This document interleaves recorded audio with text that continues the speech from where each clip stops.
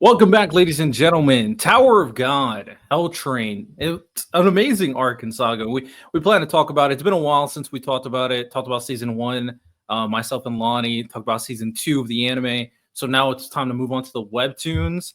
And the idea is to kind of talk about all of Tower of God up until we're caught up, and probably even talk about the Urk Manzino spinoff as well, because Tower of God is an amazing series. I think we all kind of recognize that. So for this one, we're going to talk about everything. It'll be segmented to talk about each arc. But before we kind of get into it, um, how did you feel about the Hell Train saga? Because we're talking about multiple arcs and what happened. I think it's one of the best arcs in anime manhwa. Like it's top tier. I It's agree. long. It's really really long. Like Jesus Christ, but no, it's peak. Yeah, it's kind of like Dressrosa and Wano in the sense that there's so many different parts Hmm. of what it is, but all of it's like the same narrative that they're trying to tell in terms of going on the Hell Train and eventually getting off the Hell Train eventually, and a lot happens in between. Um, so the best place to start off is the first portion of Hell Train, and that is when they start the kind of ticketing system, ticketing games, and they have to find a ticket to enter the Hell Train because that Hell Train is where Bam is going to meet Rachel. And then Rachel also meets up some people. Bam is also meeting up some people. And they also want to go after what's his name's brother? I forget his name. I think the guy, the other one who has the devil's arm, they're trying to go after him because he is the reason why um, the other dude is not unconscious right now. So the first arc is basically about them trying to get our first portion's about them getting the tickets. How'd you feel about this kind of a start of the arc that kind of set the tone?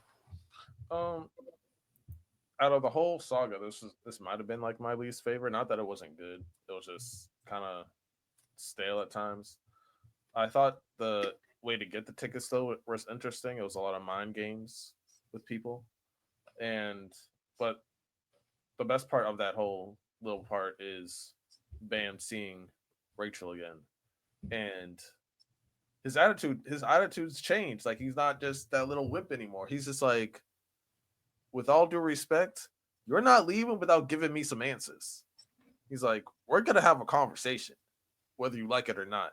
And he really put his foot down. Like that's the first time like we really see Bam put his foot down, and it showed a lot of growth in him as a character, and it also just showed kind of how Rachel is as a person because it's not necessarily that she hates him, but it's like something in between. I don't know. It's like it's complicated because like it's not malicious, but at the same time she doesn't want anything good for Bam, if that makes sense. Yeah, this entire saga is really dissecting their relationship is so odd.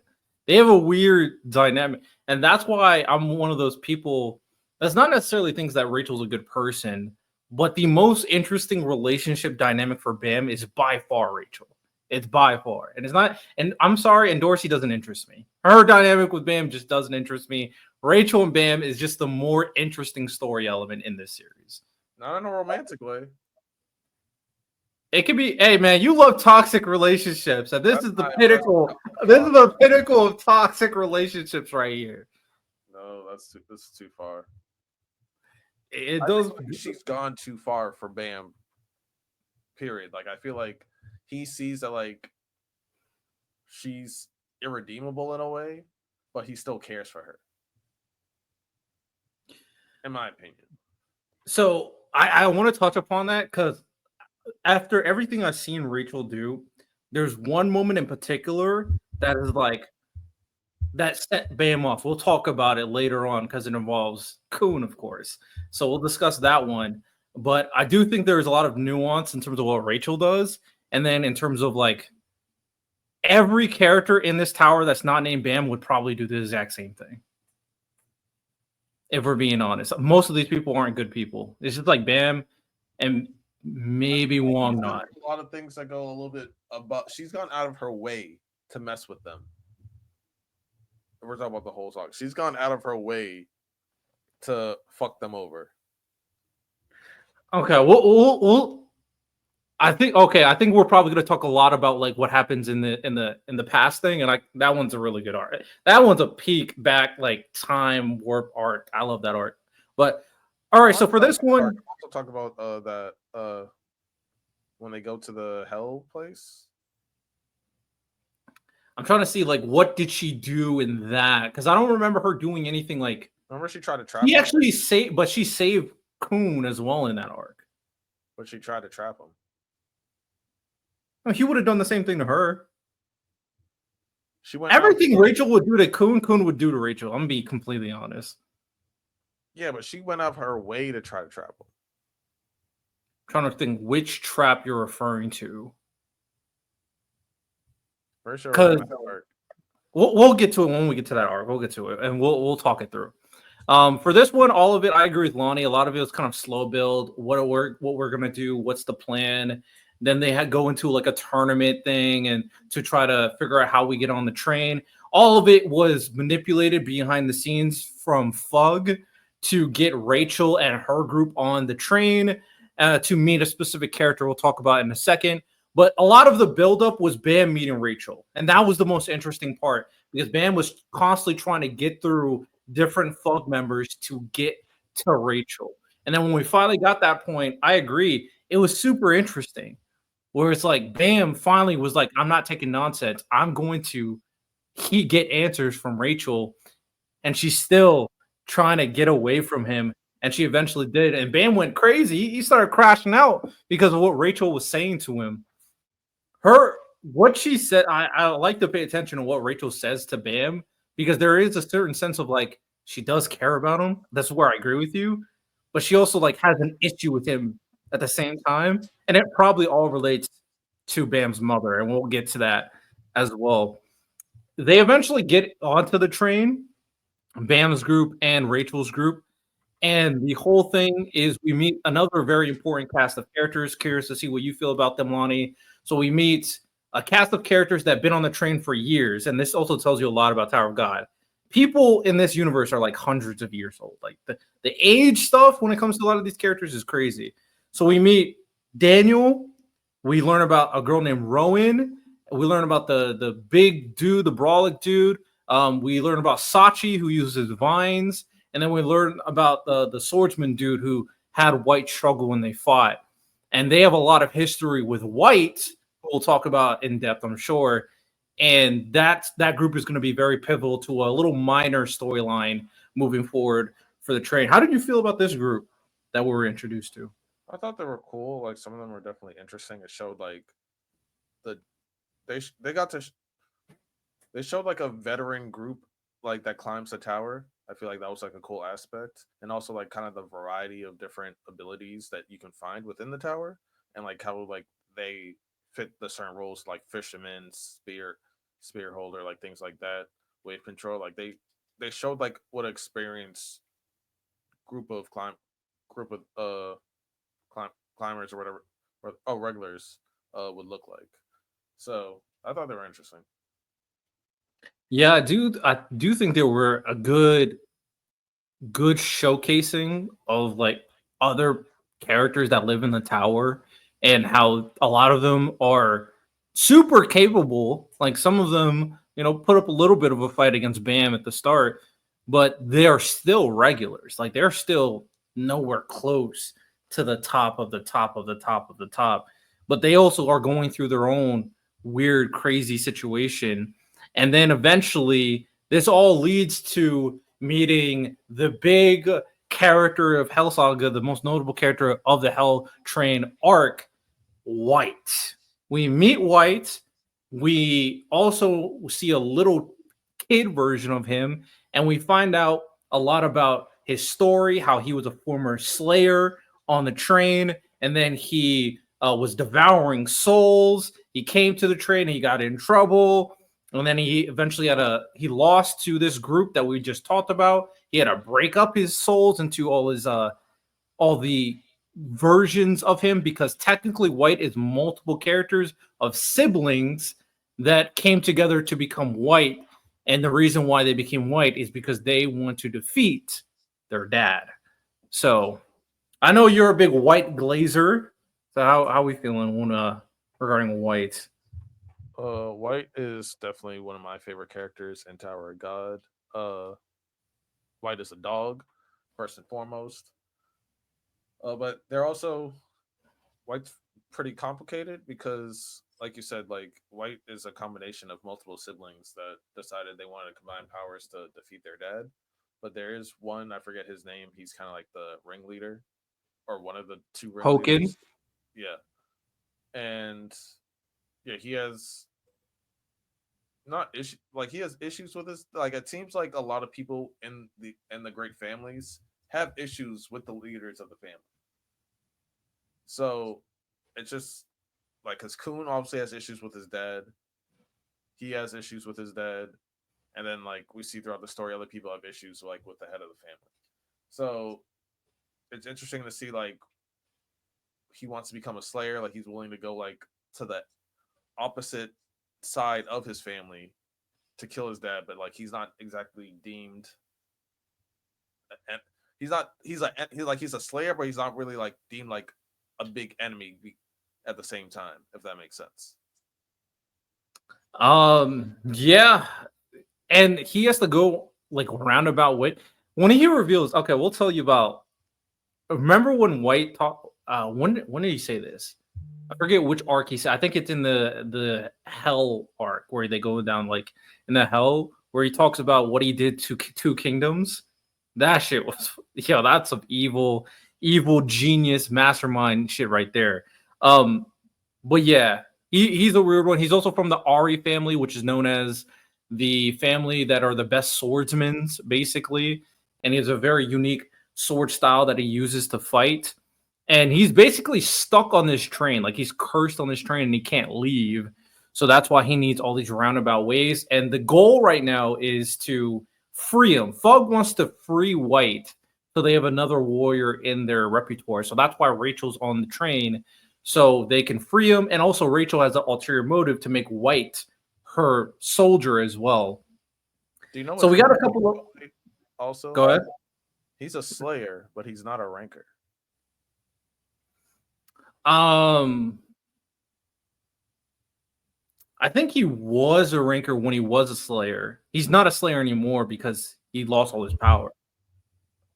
So I'm pretty sure he's like not a ranker because if He currently is not a ranker. Like that, his current version is not a ranker. But I do think he said when he was at his peak of his power, he was a ranker, and I think he was like a really strong ranker as well, a high ranker maybe. Because in this saga, he also like fights against rankers and like even a portion of his power. He's way stronger than most rankers. so he has the power of a high ranker at its peak, but he was not. Yeah. Yeah. Okay. Um. At the same time, this is going on. So Rachel's group is trying to find White, free him, and the goal is to find all the different siblings of Hoken so they can create the strongest version of White. That's going on. And then at the same time, we got Bam and Cone's group on this train to stop Rachel and stop White. That's going on. And then we also have another factor that also wants to get on the train, and that is Yuri. So Yuri and her person wants to get on the train because she heard that Bam is on the train. So she goes out this roundabout way to find him. And there's an interesting thing where she gets another princess's help, and the princess does help her to try to get on the, because she's not allowed on the train. The train is only for regulars, but she's a high ranker and she's a princess. So there's a little trickery there. And then there's one more faction on the train doing their own thing, and that's Wongnon and Iwa.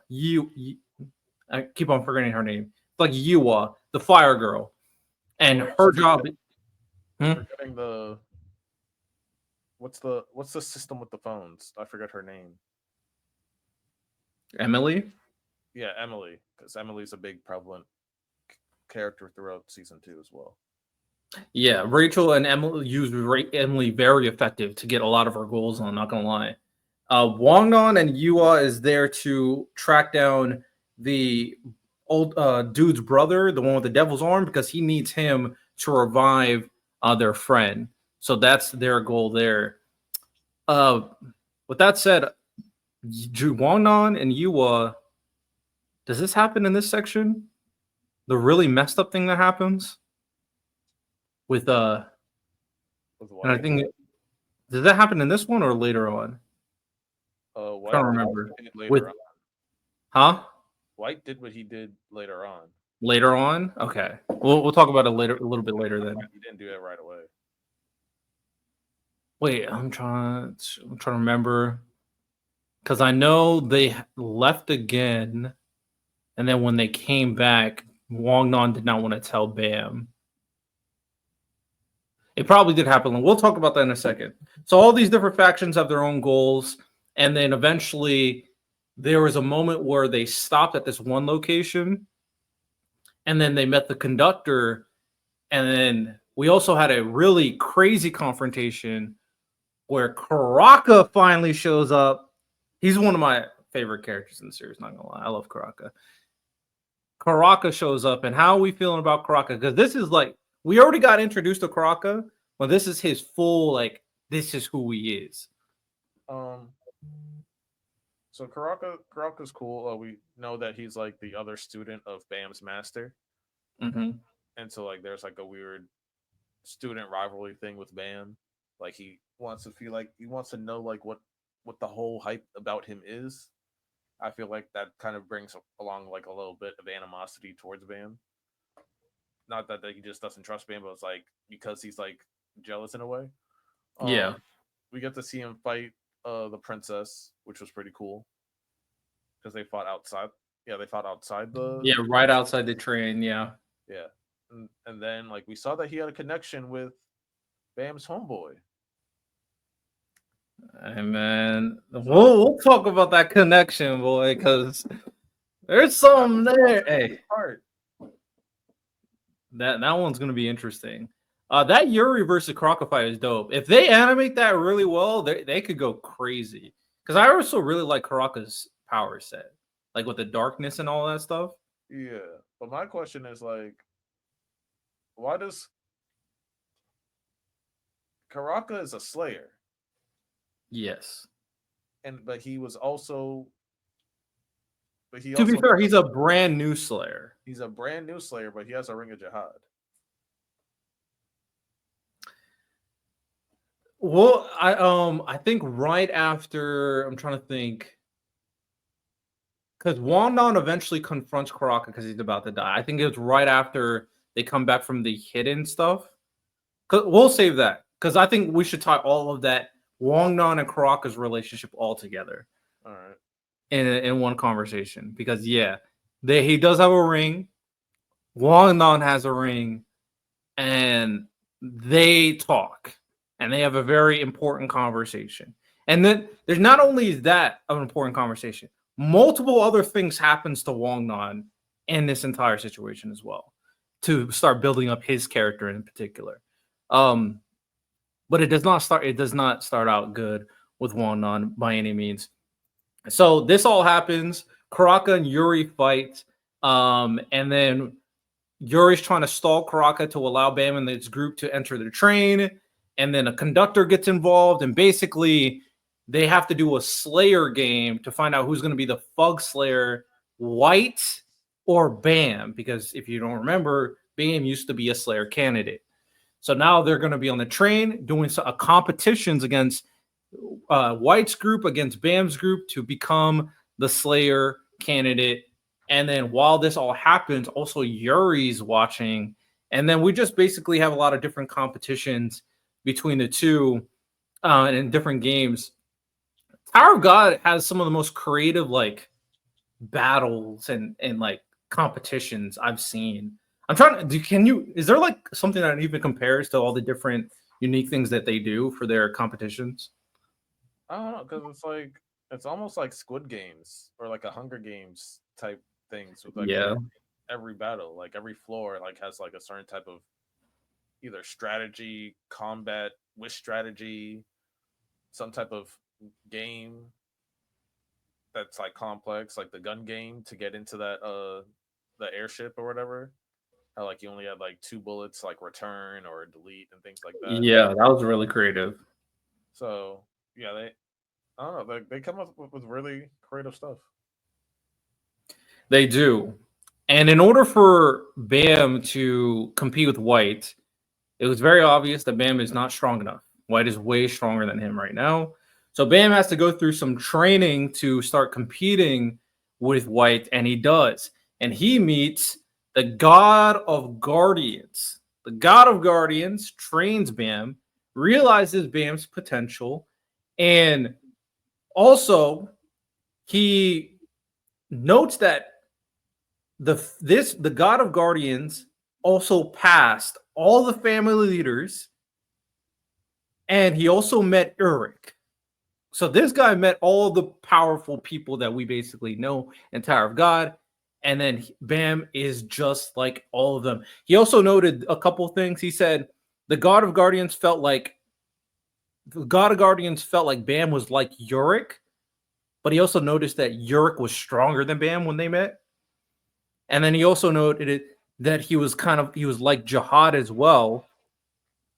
But he doesn't want he doesn't want him to end up like Jihad, because Jihad obviously let me see what this right before.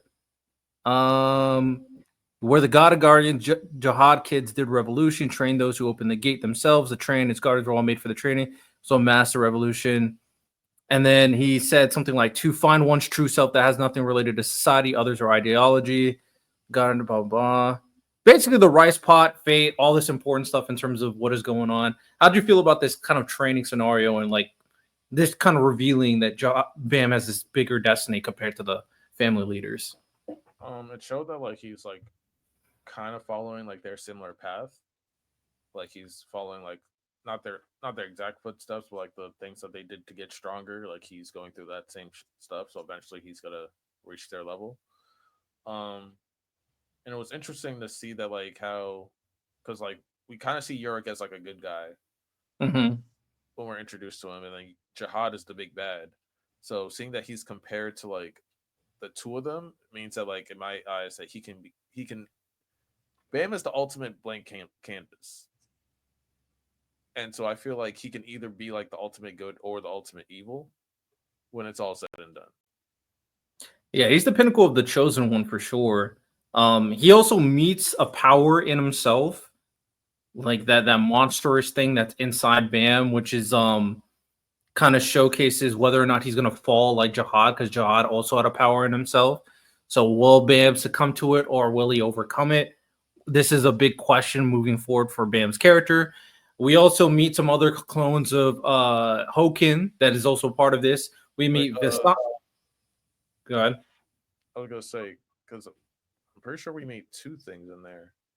Well, eventually there's gonna be three, but one of the like that evil version thing, that's the thing that he already ate.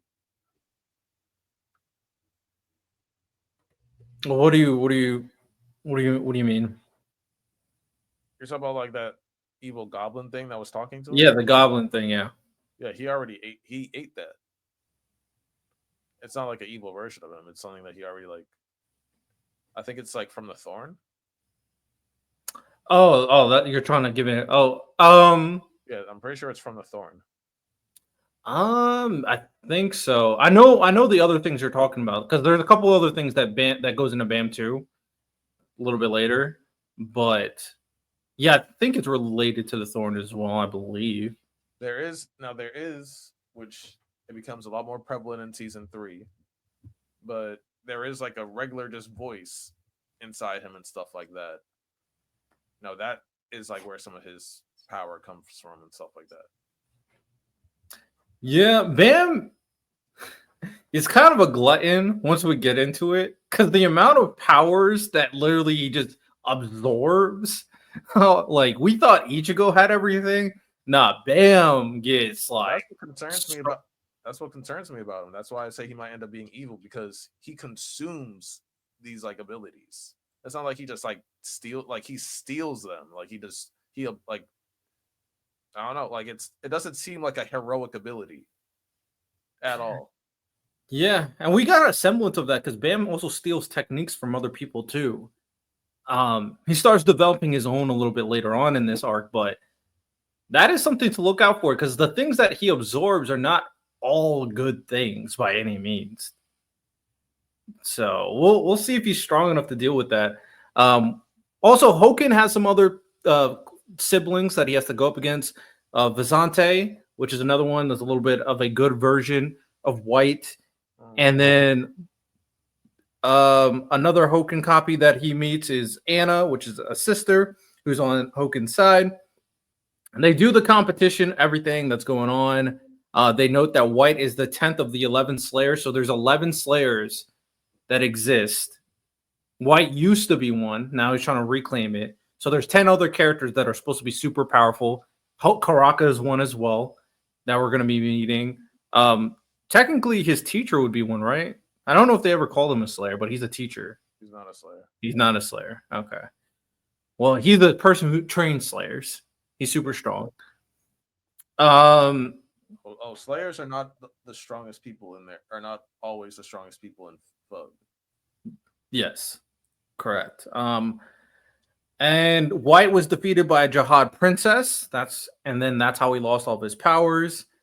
And then Hoken, bad person. We learn more about Hoken being pure evil, being from the Ari family. And then we move on. We have some competitions going on. Is there anything in the competition in particular you want to talk about? Or do you want to just get right into like how they ended it? I thought the mini competition between Kun and Rachel was interesting. Yeah, I thought so too. It shows that Rachel's like, she's smart, but she's not as smart as Kun. Like, she's normal. Yeah. And like, she doesn't excel at anything. But she keeps on winning.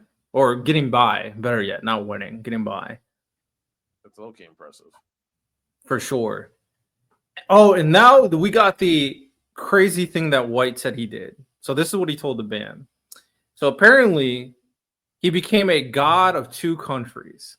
So there was this one country that was suffering. He decided to help them, raise that country, make them better, and he became the god of that country. And then he left. That country had lost their god or whatever, and then he went and started helping another country, and then made that country pretty powerful. Then there was a weird situation where they both started fighting for their god, and it turns out they both were fighting for him, and he did this on purpose to make both of them powerful and strong so they could start killing each other and then absorb all their souls.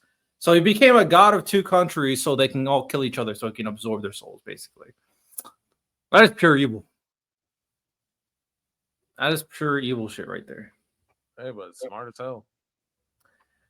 Also shows like how long like people live. Yeah, like a lot of people are old as hell in this series. You thought One Piece characters got old? Nah, this is different. He still looks like a kid. Facts. Like, yeah. So.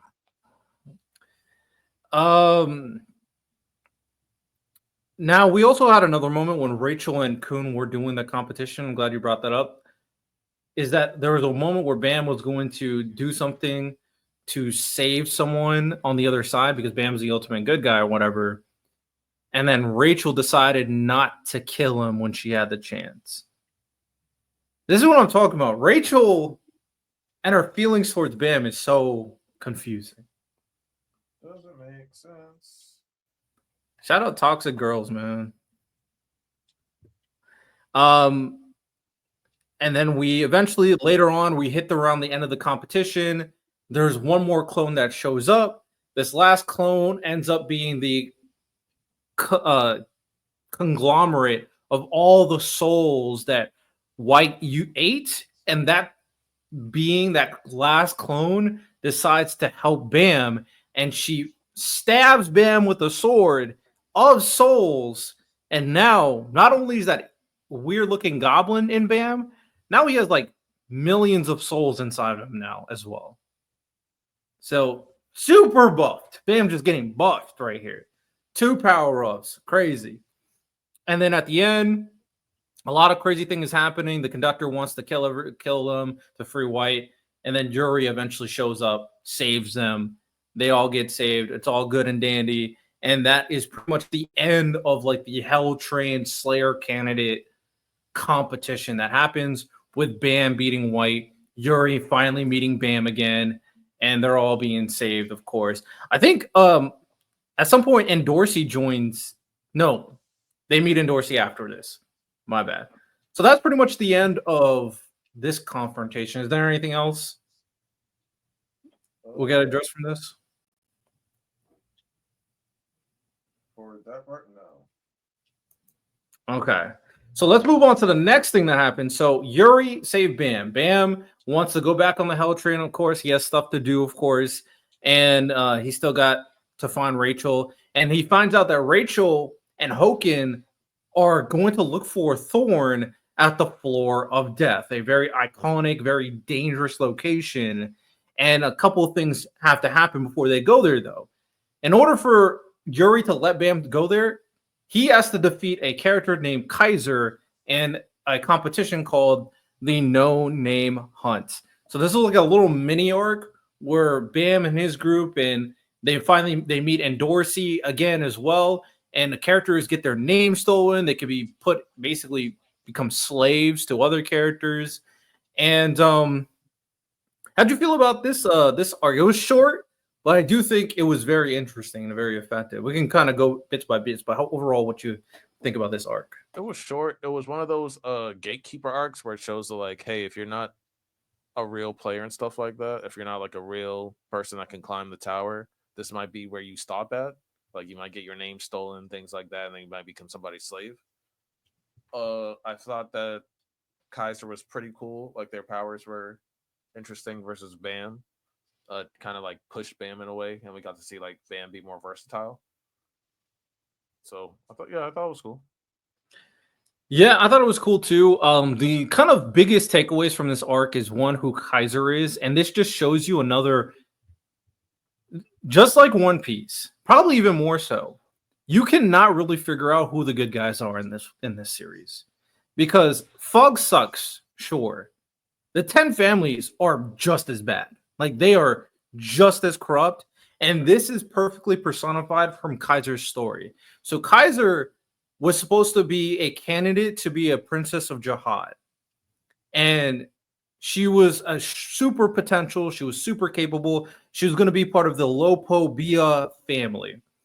Now, the thing is, as she was growing up, she fell in love with this one individual. And she's also from another important thing we should distinguish as well is that there's a difference between the direct lines and then the rest of everybody else. Direct lines are full-blooded members of the family leaders. So Kun is not a member of the direct line, so he's only like partially blood. Ron, which is like Kun's fighter, is a part of the direct line, so he's full-blooded Kun. So Kaiser was not direct line. So the people who are usually not direct line are kind of ostracized from the mainline family. It's kind of like how Naruto, where like Neji was kind of like looked down upon. But Kaiser had a lot of potential. She was a candidate to be a princess. So a couple people in her family and a part of a different line of the same family tricked her, because they tricked her to fall in love with another guy. Princesses of Jihads are not allowed to fall in love, but she did. She fell in love with someone, got tricked. Her entire family, because of this whole entire situation, she lost her chance to become a princess of Jihad. Her entire family got shamed, got put in a bunch of debt. So moving forward, because she was tricked by someone from her own family and her current line of family was in all this debt, she decided upon herself to pay them back. So she became Kaiser, lived on this island for years, hundreds of years, just stealing people's name to earn money back and sell people into slavery, even though she was a good person inherently, to earn money back for her family. The fucked up thing about this is they would have already been out of debt long ago, but her family kept on spending the money that they were earning for her and forcing her to stay and just give them free money so they don't have to work. That's how fucked up this entire family situation was. She was basically a slave of her family and turned into this like soldier. I hate the Lopile family. You see them a lot in season 3, and yeah, they're my least favorite out of all the families so far. My least favorite. They're all pieces of shit. And you get to meet her dad. Spoiler. And he's as bad as you can imagine. So he's as bad as you can imagine. Nah, this family wilded for sure. So Kaiser, this is why Kaiser's doing what she does. She's very strong though. Bam has to fight her. But there's another thing happening with two other princesses of the same family, or two princesses from the same family. They're actually princess. They're twins, and they are trying to do something as well. And the leader, also something to point out, each leader has like their own specialty. So the leader of the Lopobia family is the best what is it called? Amina in the tower. So they control animals really well, basically. You know, top tier of that. So these twins are up here. They have their own plan. It's Lilia Jihad and Shilia Jihad. They're trying to set up Endorsi for some reason because of Endorsi working with Anak, who is the daughter of like a trader princess, basically. And come to find out that there's a big confrontation looming in the background with the princesses. And apparently there's going to be a big thing between Ari Rose and Hendra Gladmary Jihad. So this is a big battle that's about to happen. But Lilia and Shilia are working with Mashani Jihad and Maria. Two people that you're going to learn more about Mashani coming up. But Mashani is unhinged. We'll talk about her in a second. But Maria, we'll learn a lot about her through Kun. Very close relationship with Kun. So there's a lot of Princess Jihad drama going on in the background that we find out from this arc as well. And a little quick hype moment. We saw one thing too. Hot looked like a badass for the first time in a long time in this. He sounded like he was about to beat a Princess of Jihad solo dolo. I respected it. What do you think about this? It was fire. I'm glad that like I was happy that we got to see like a lot more stuff about the Princess of Jihad, and like they're definitely gonna be a bigger thing in the future of the story. I feel like eventually there has to be a winner between the Jihads, and like we do know that like the Jihad sister, like the sisters of Jihad, are all in competition with each other. Someone has to win, and at this point, being caught up, I have no idea who it's going to be because I don't think it's going to be Endorsi, but who knows? It could end up being Endorsi. Oh man, there's too many. But someone has to collect all the like the 13 marches. So, and we learn way more about what the 13 marches are and all that stuff. We'll talk about that once we get into the floor of death, because that's a lot too, man. There's so much elements. To showcase how like terrifying Mashani is we all understand Yuri Jihad is like super, super strong for sure. Mashani called Yuri and Yuri was shook.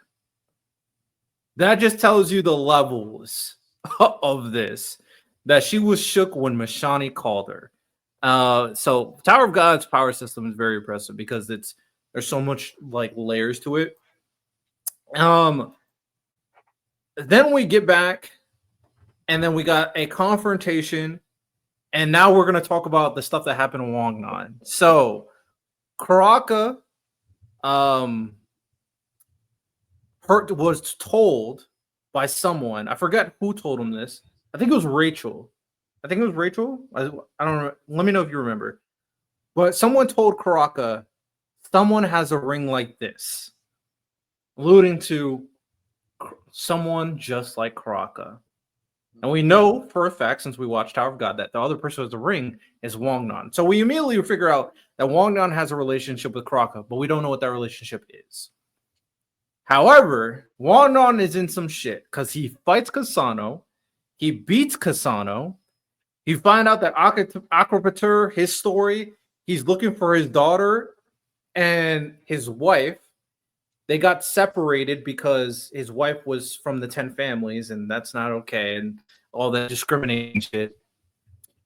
And then turns out Wanon was allowed to be Kasano. This was all a trap. Both Acropater and Prince die. And not Acropater died by accident, technically, because I don't think Rachel wanted to do it, and we see that she didn't want to do it. Prince, though? So we know White eats souls. We know White kills people. There's a scene where White, Prince, and Missing, the girl, were all in the same room. White finally goes like, okay, I finally can turn on them. And then he gave them a choice.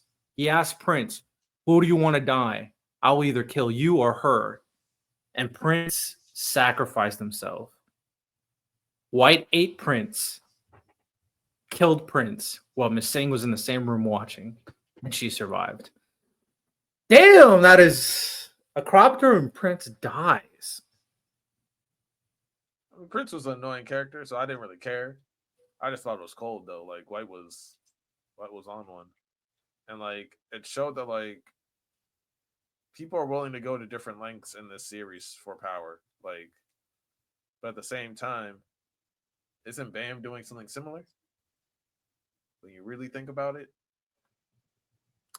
so, that's why like the moral gray area in Tower of God is actually super interesting. It's all about perspective. It's all about who you're rooting for too.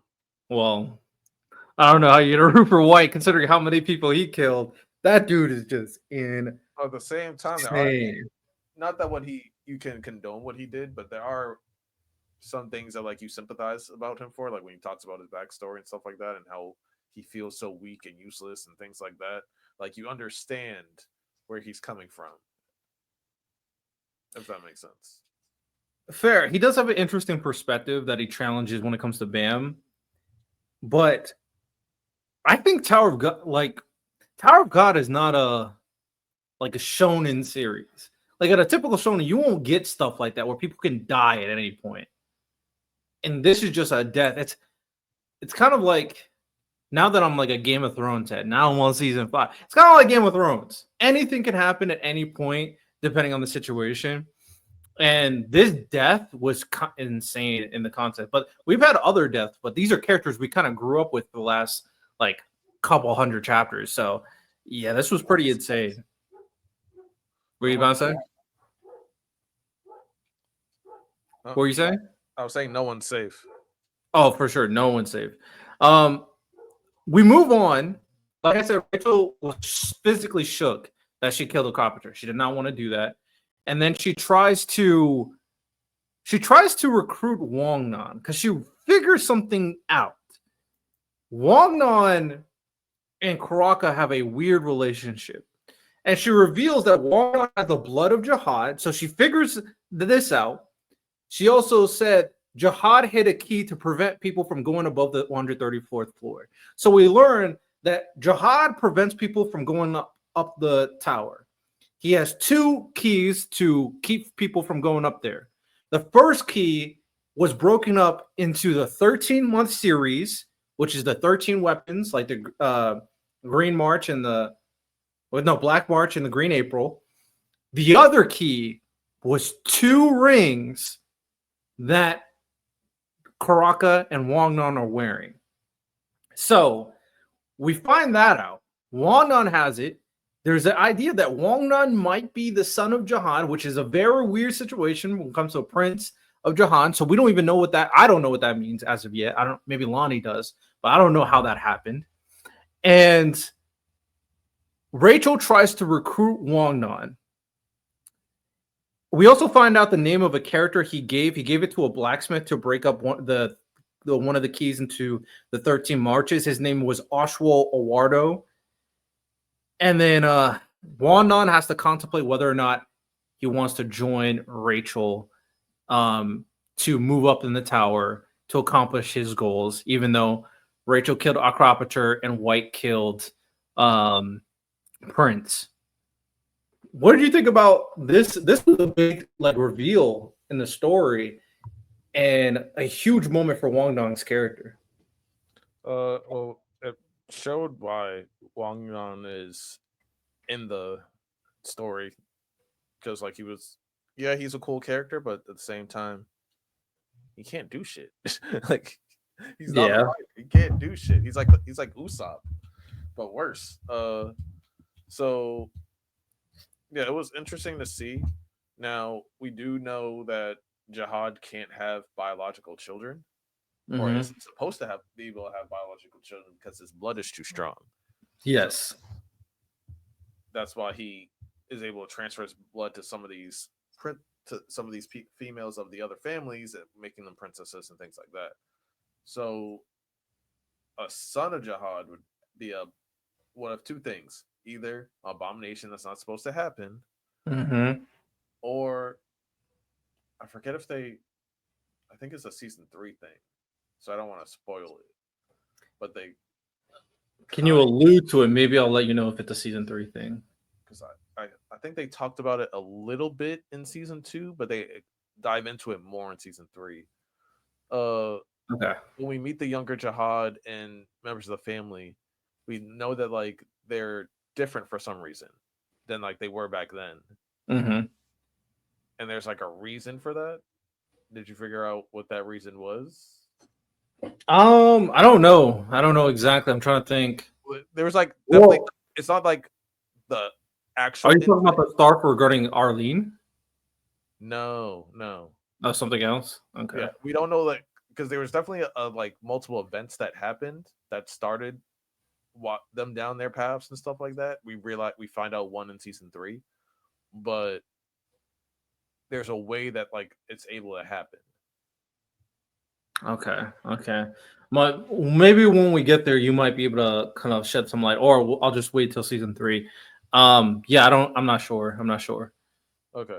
Um I'll leave that part out, but we know that like they have some type of strong connection to Jihad, and that was interesting, especially since Karaka is a Slayer. So what is his grievance with Jihad? And we also know that like Wang Yan's called like the Prince of the Red Light of the Red Light District. Yeah. Yeah. Prince of the Red Light District. So that's also like we still don't really know why he's called that either.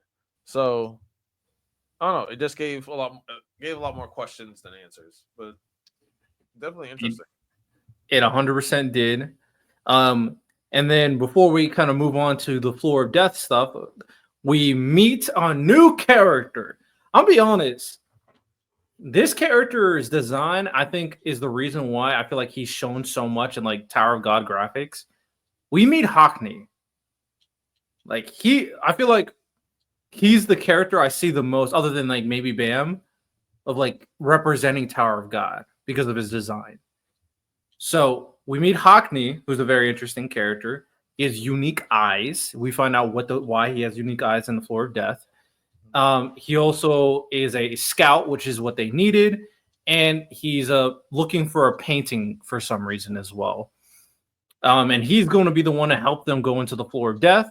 And Wagnon also agreed to travel with this group, but he also wants to kill Rachel for obvious reasons.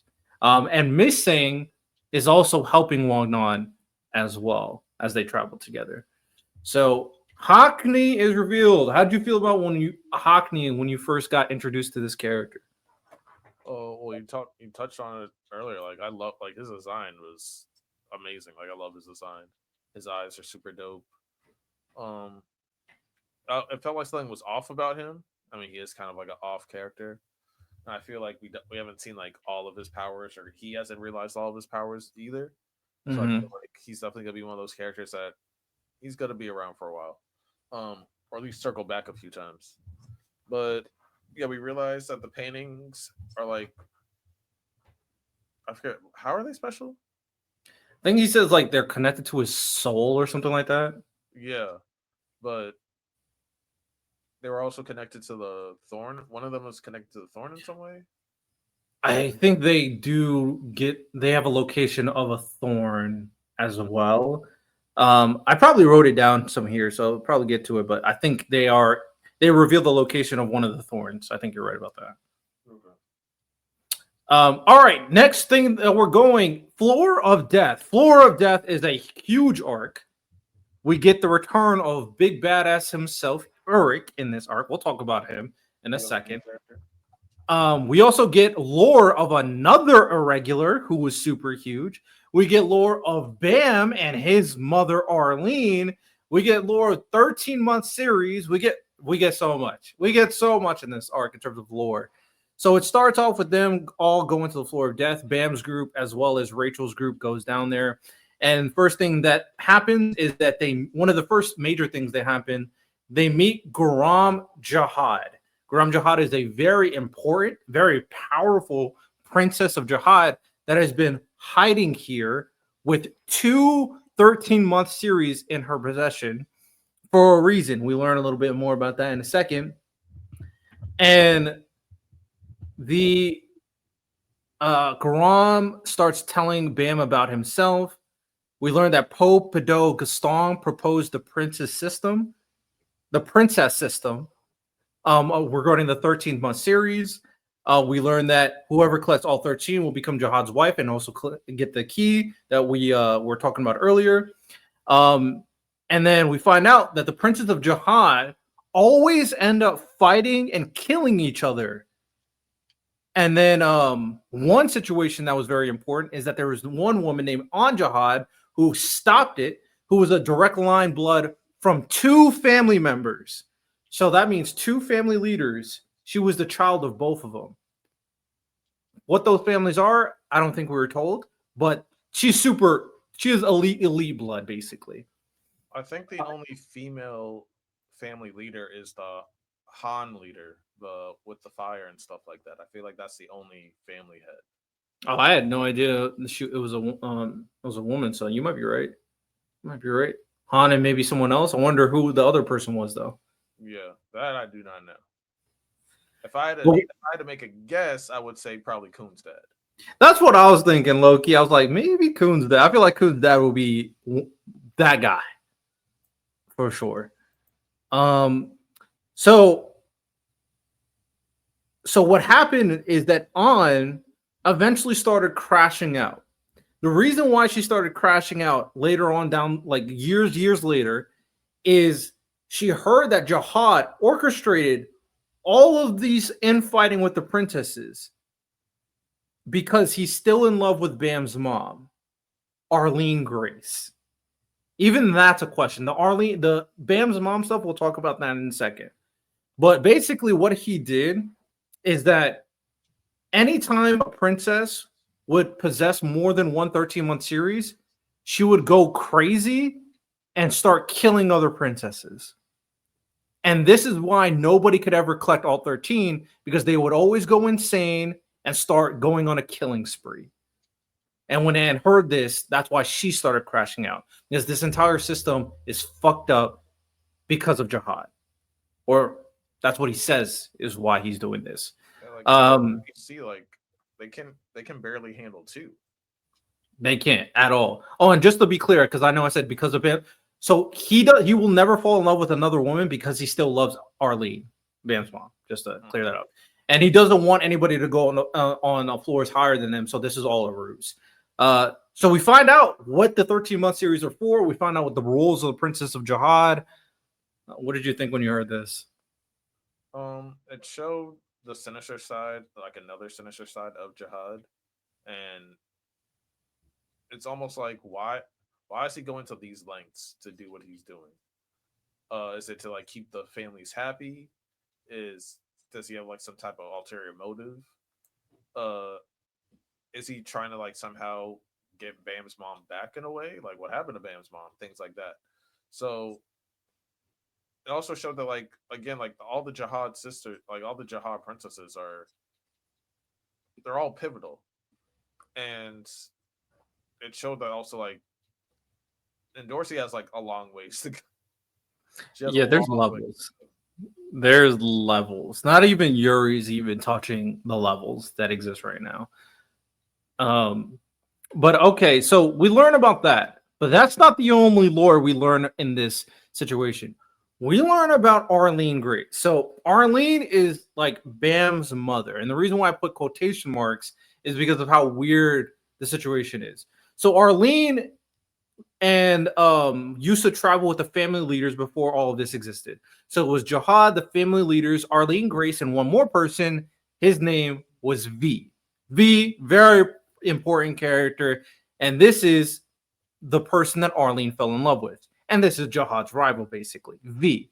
V was a warlord from a location called Luzlik, who the current head of Fug once served. So there's a connection between V and Fug as well. So Jihad stopped climbing the tower at some point. We don't know why yet, and became the ruler of the tower for some reason. V and Arlene eventually formed a faction to oppose Jihad for being this tyrannical ruler for some reason. And eventually, Arlene had a baby. Now, this baby, you would imagine, oh, this baby's Bam. Well, this baby was killed and murdered by Jihad. The baby died. Allegedly. So, huh? I said allegedly. Allegedly. Yeah, there's a lot of stuff that could not happen. But Jihad killed the baby, allegedly. And the reason why this is so important is that you also know this. Jihad, Arlene, and all the family leaders, they're immortal. They can't die. And eventually, Arlene went insane after Jihad killed her baby. And then V killed himself because he's not immortal after watching Arlene go insane and told her to go back to the family leaders in Jihad. So Arlene went crazy. Her baby was killed by Jihad. V eventually killed himself as well because he thinks she should just go back to them because they're crashing out. And then Arlene said she offered her child's body to the god on the outside, and that one day the child will return and save the tower. Based off the context clues, they're trying to make you believe that the god saved the baby, and that baby ended up being Bam. Now, this is all stuff that we were told from Garam, who learned this from Anne, I believed. So crazy lore dump regarding Bam and Arlene and all that stuff. What did you think when you heard all of this?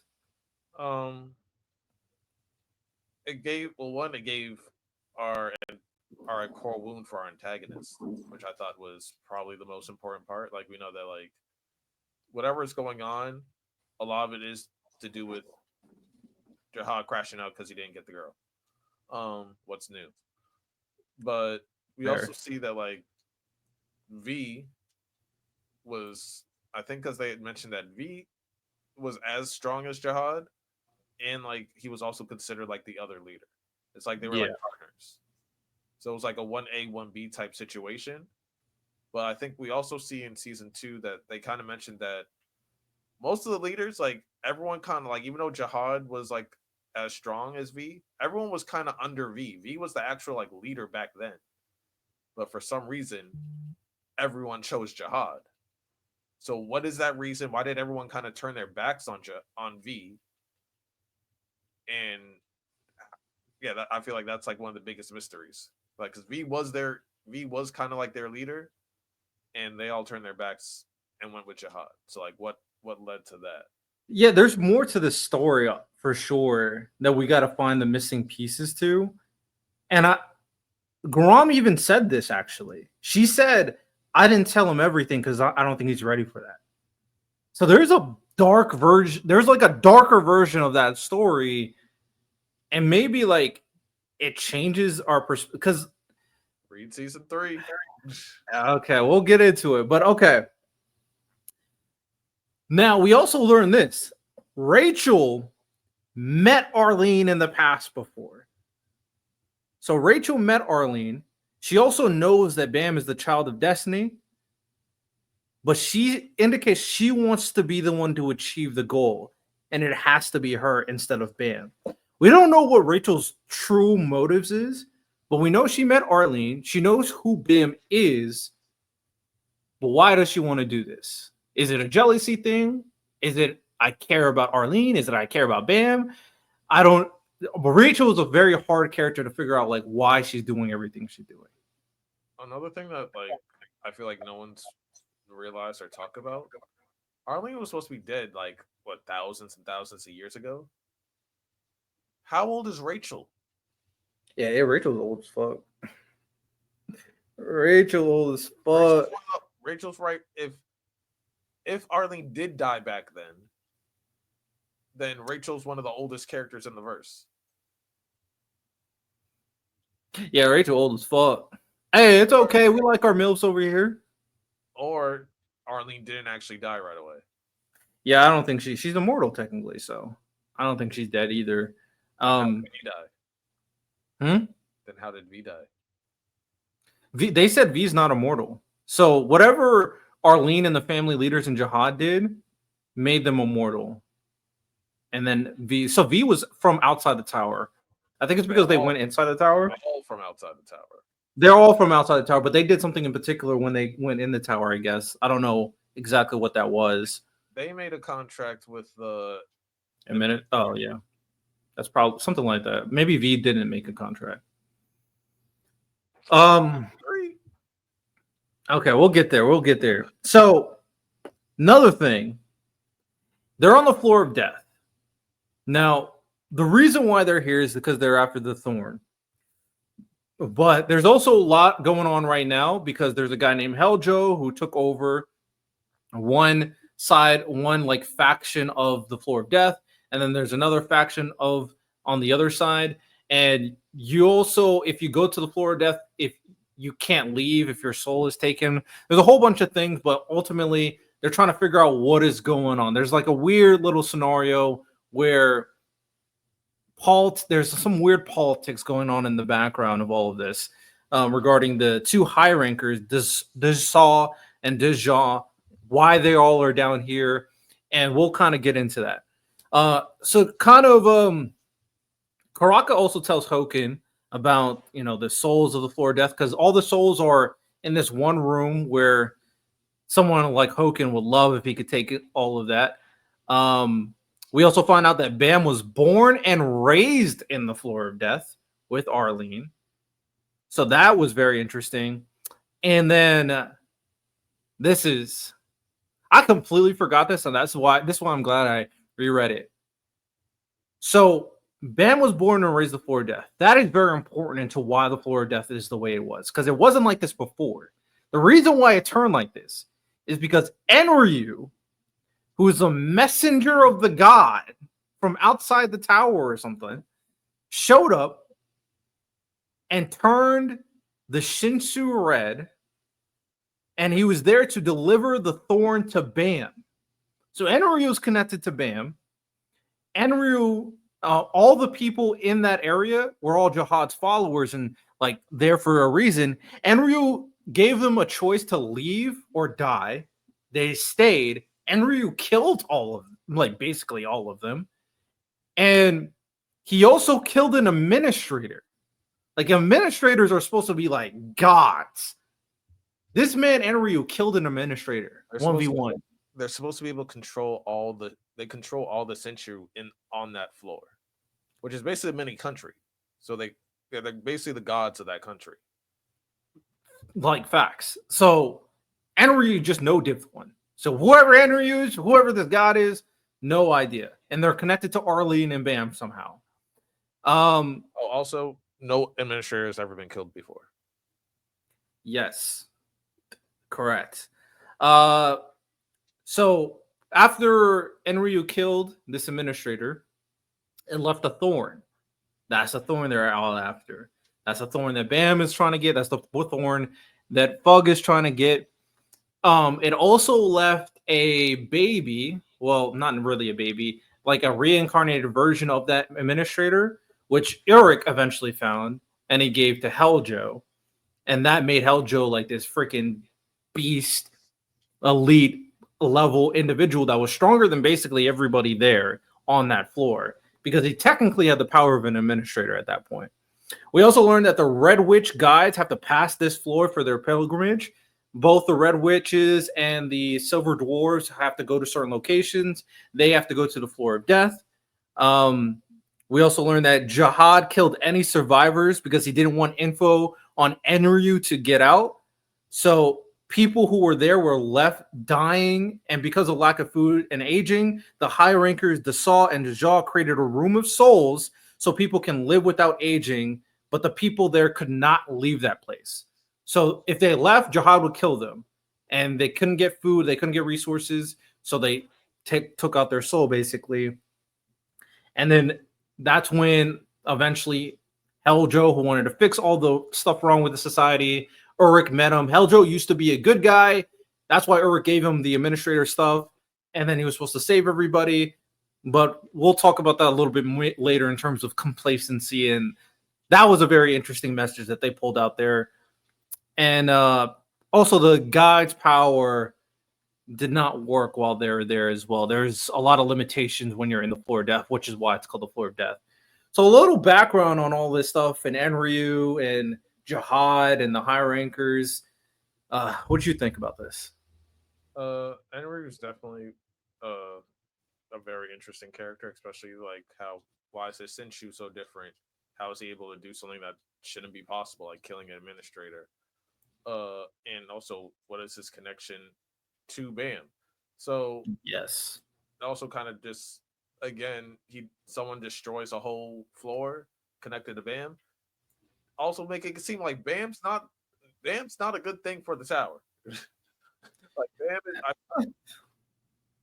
might end up destroying the tower than saving it.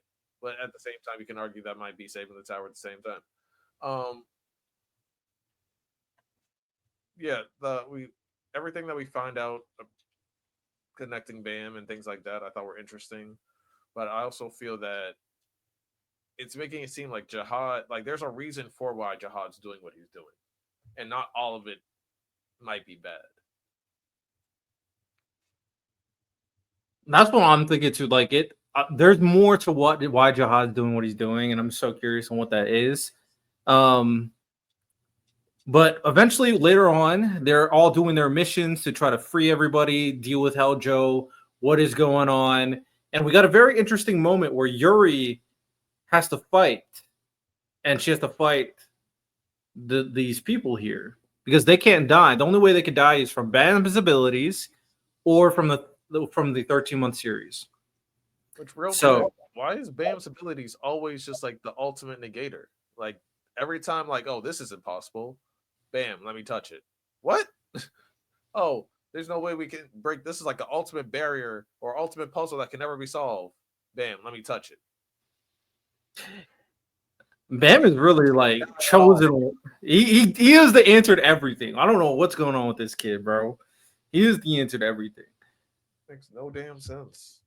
So we had a moment where Yuri ignites both the weapons. So y'all heard what we said about it. What happens when it happens? Yuri thought she was hot shit. She thought she was her. She thought she was the main character. So she ignited both weapons and she went crazy, just like literally every princess ever. And we find out that what happens is that the princess of Jihad is possessed by the ghost of the 13-month series. And I think her name is Yoram Jihad. I think. Yes. Or that's another example. I don't remember. I wrote this down. I don't know. This ghost is someone. It was a former individual who was about to become princess and didn't. She also specified that when she was fighting Garam that Garam doesn't know what actually happened back then and why she's doing what she's doing. So there might be a justifiable reason why she keeps on going crazy. We don't know.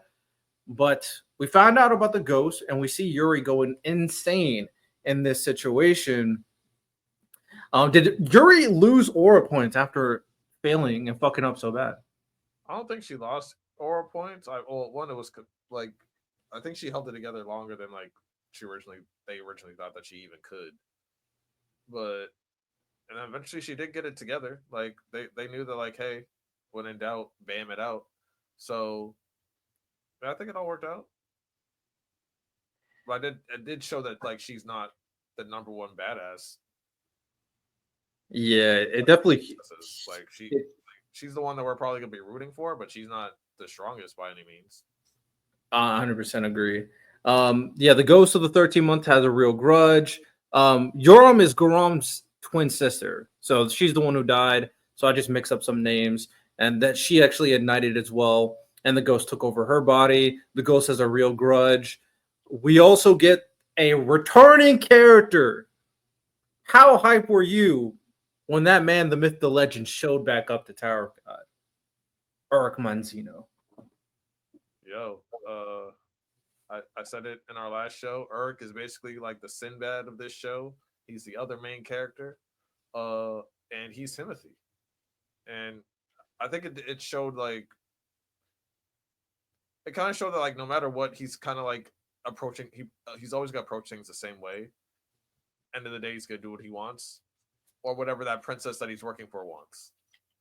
Who we get to meet in the spinoff, by the way. Um, and yeah, I feel that he's also just like Bam. He's like one of those cheat codes that like no matter what, he's like I can just punch my way out of this if I need to. If I don't want to have to do that. So like let's find another way. Or if it comes to it, I'll just win. So yeah, Eric is him. Eric is him. We also found out that he has a crush on Guram. Uh, Guram does not reciprocate that energy, but he does have a thing for her. A lot of things happen in this arc. We find out about like all the politics that has happened. That they're trying to find the other individual who has something called the soul ladle. Everybody has their own ulterior motives to get this soul ladle that allows you to like take souls out or put souls in. Mm-hmm. We learned that one of the red witch that's with them, I think her name's Horion. I believe that's her name. She was lying to them the entire time. She doesn't give a shit about what's going on here. She just wants the soul ladle so she can make a deal with a very powerful individual in the Tower of God universe that we already met. His name was like Madao or Madoc, something like that. Mm-hmm. So she was there to get that. The other side of individuals also wanted to get that ladle. They didn't really give a shit about all this stuff with Aljo either. So a lot of people have their own reasons on doing what they were doing. Or Madaraku, that's what his name is. And we come to a head where we get a final battle with Heljo using the Red Thrisa, giving him the power of the Administrator. They could nobody could fuck with him basically until that boy Uruk Manzino showed up to the story. That and then he could not fuck with Uruk. Even when Uruk was nerfed because he could not use Shinsu, that Heljo still could not fuck with Uruk. And then we get a little team up where Uruk and Bam are helping each other. And the moment leading up to this, with like everybody working together to finally lead up to finally leading Heljo to Uruk was fire. And then Uruk beat the shit out of Heljo. Yeah, that's one of the crazy things to me about Eric. Like Shinshu was like one of the main power systems of the verse, and he's just as powerful without it. Yeah, he's a fucking dog. He put him in his place. And the only reason why Bam could use his Shinsu is because he has a thorn inside of him. So that's why. Um, and then we also find out a couple. So the battle ends. We found out a few things. The Red Thrisa said, "This is probably what you were talking about." Bam has a colossal soul inside of him, which is a soul of an administrator. So not only does he have the goblin thing, not only does he have all the souls that Hoken devoured, he also has a colossal soul, a soul of an administrator inside of him. And then the Red Thrisa also went inside of him. So he had a Red Thrisa, colossal soul, a bunch of Hoken souls, and a fucking evil goblin thing with the thorn. So he has all that power inside of him moving forward. It's kind of crazy. Uruk, do you think Uruk noticed or did he not notice? That he has it inside. I feel like he knew that he got like stronger in a way, but I don't think he realized like how. Yeah. I wonder how that Red Thrice obviously has his own evil intentions. So we'll see how that kind of plays out. Fast forward, Hoken. I say yes and no. I feel like does it have intentions? Does it have wants? Yes, but I think it also recognizes that Bam is way stronger than him. I feel like it also just wants to kill Enryu. So whenever Bam meets Enryu, I'm sure it's gonna pop off. Yeah, it's a good try, but you'll see like more things that end up going into Bam and like they just recognize like, yo, Bam is way worse than all of us. Like he's the Rimuru on crack. I'm not gonna lie. Like Yeah, that's a it, perfect. Yeah. um, then fast forward, we are at the ending of this arc, and you would assume that it's all fine and dandy, everything's good. Then Hoken eats all the souls in the floor of death. Super uber duper powered up. He's ready to leave. Him and Karaka, they're about to leave. Urk is pissed off, hunting him down because I don't care how strong White is, he's gonna get his ass beat if Urk catches him. And then just before White is about to leave, there's a man standing right there. Now, we get a family leader, Po Pado Gustong, waiting at the exit. Nah, that was a Himothy moment for sure. So he was just standing there. Before we get, by the way, you said what? he still don't want smoke with Eric. By the way, Yeah. So what happened in this situation? Pobido did not stop Hoken. Hoken was going to try to leave. He couldn't. Hoken couldn't leave because the souls can't leave the floor of death. So all of that was for nothing. So eventually Hoken had to return the souls. Urk eventually confronted Pobido as well, and then Urk was ready for the smoke. Pobido was like, no, like, yeah, we're probably on par, we're probably the same tier, but I don't want you killing my entire family. Yeah, it's not okay. All right. I don't want that kind of smoke. So you need to relax. at least it's like at least he's like a sensible guy. He's like, yeah, we're like the same level. It's not worth it. Yeah. I feel like he might end up being one of your favorite characters because you see him a lot more in season 3. He does a lot of good stuff in season 2, so I probably agree that he's going to do some more good stuff in season 3. So Gustong meets Bam. He makes a deal with Bam. I forgot to mention there was a moment where Rachel saved Kun and the rest of the group's life. She kind of crashed out because of like a philosophical difference, which is probably core to who Rachel is. Because Rachel hates the concept of destiny, which is probably correlates to how she feels about Bam. So she had all this beef with this one character who was like one of the troopers of this location. This character stabs Rachel and she's about to die. So Bam wants to save Rachel. She's about to die. Gustong makes a deal with Bam. And Bam, all he asks for Gustong is to save Rachel. So Gustong saving Rachel in one of the most badass ways you can. He just looks at her and then says she's healed. Fucking Ore Farm crazy. That's Ore Farm crazy. How strong are these heads of the family? Nigga looked at her. She's dying. She's dying, Riddell. She's on death's door, and you just looked at her. You are now healed. Like, nigga, what? Yeah, these guys got it. I'm gonna be honest. Family just raised a hand. He just looked at her. So in exchange for Gustong saving Rachel, Bam has to do something for him. Bam has to go to the hidden floor, which is my favorite arc of this entire saga, the hidden floor arc, and then get something from Jihad. And this will be very important.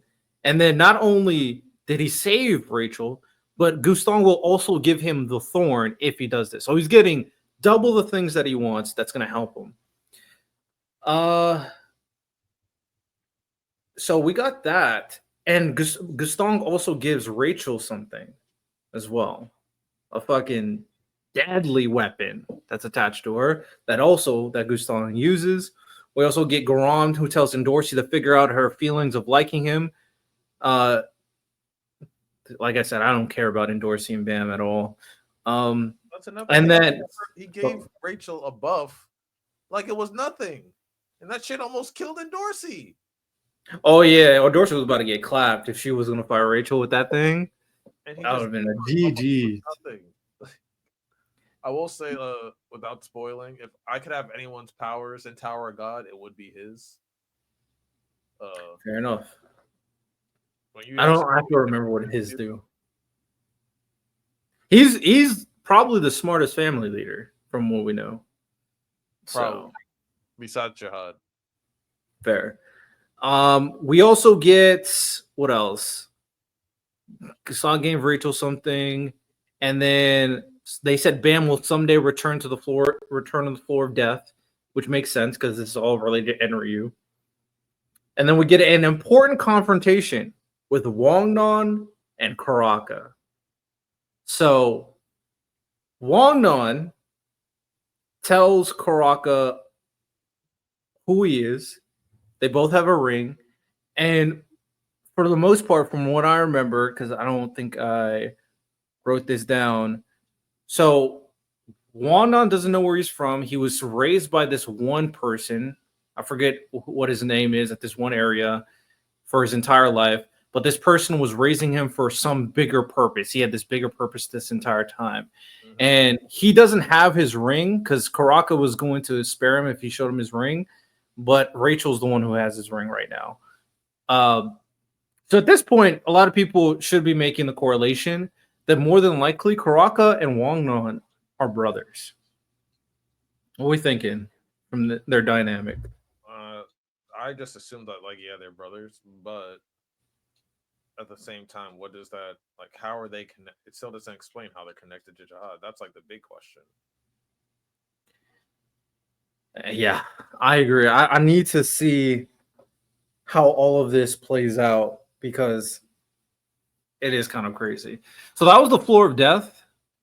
Great art, great art. What was your favorite art before we get into the hidden floor? It would probably be the Hidden Floor arc. The obvious answer because we meet some badasses in this arc. I'm not gonna lie. All right. So that is the floor of death. Moving forward, we'll got the hidden floor. This saga is long, as you can tell. A lot to cover when it comes to this entire situation. So the hidden floor basically is a location filled with data of people stored there, and it's also created its own data of people and an environment. So it created a whole location. So it has past versions of people who made it to the hidden floor, and not everybody makes it to the hidden floor, but all the family leaders, for the most part, have made it, including Jihad. And we learn a lot from this. I was gonna say think. I was gonna say think like the video game world in Hunter x Hunter. Yeah, I think that's a good comp. Very good comp for what it is. So we get it. The first portion is cool. Like we get all this. I really like the sworn enemy stuff because we get a lot of very interesting concepts and like lore for certain characters. Mm-hmm. Bam's sworn enemy is himself, and then we meet. Oh fuck, what's his name? What's blonde dude's name? That's not one. He was the floor master for the testing grounds. Yeah, I forget his name. He returns to the story. How'd you feel about that? I thought it was because I thought he was really interesting in season one, and so like I'm glad that we got to see like a younger version of him, and like kind of more of a child like version of him because he was like a little bit more childish, but he was always mysterious and like horror farming even back then. Even though he's not like one of the strongest, he's like one of the most clever, if that makes sense. For sure. Um, so he returns, he helps Bam figure everything out. We also find out that this is like not the real hidden floor. There's another hidden floor, but they made a separate hidden floor.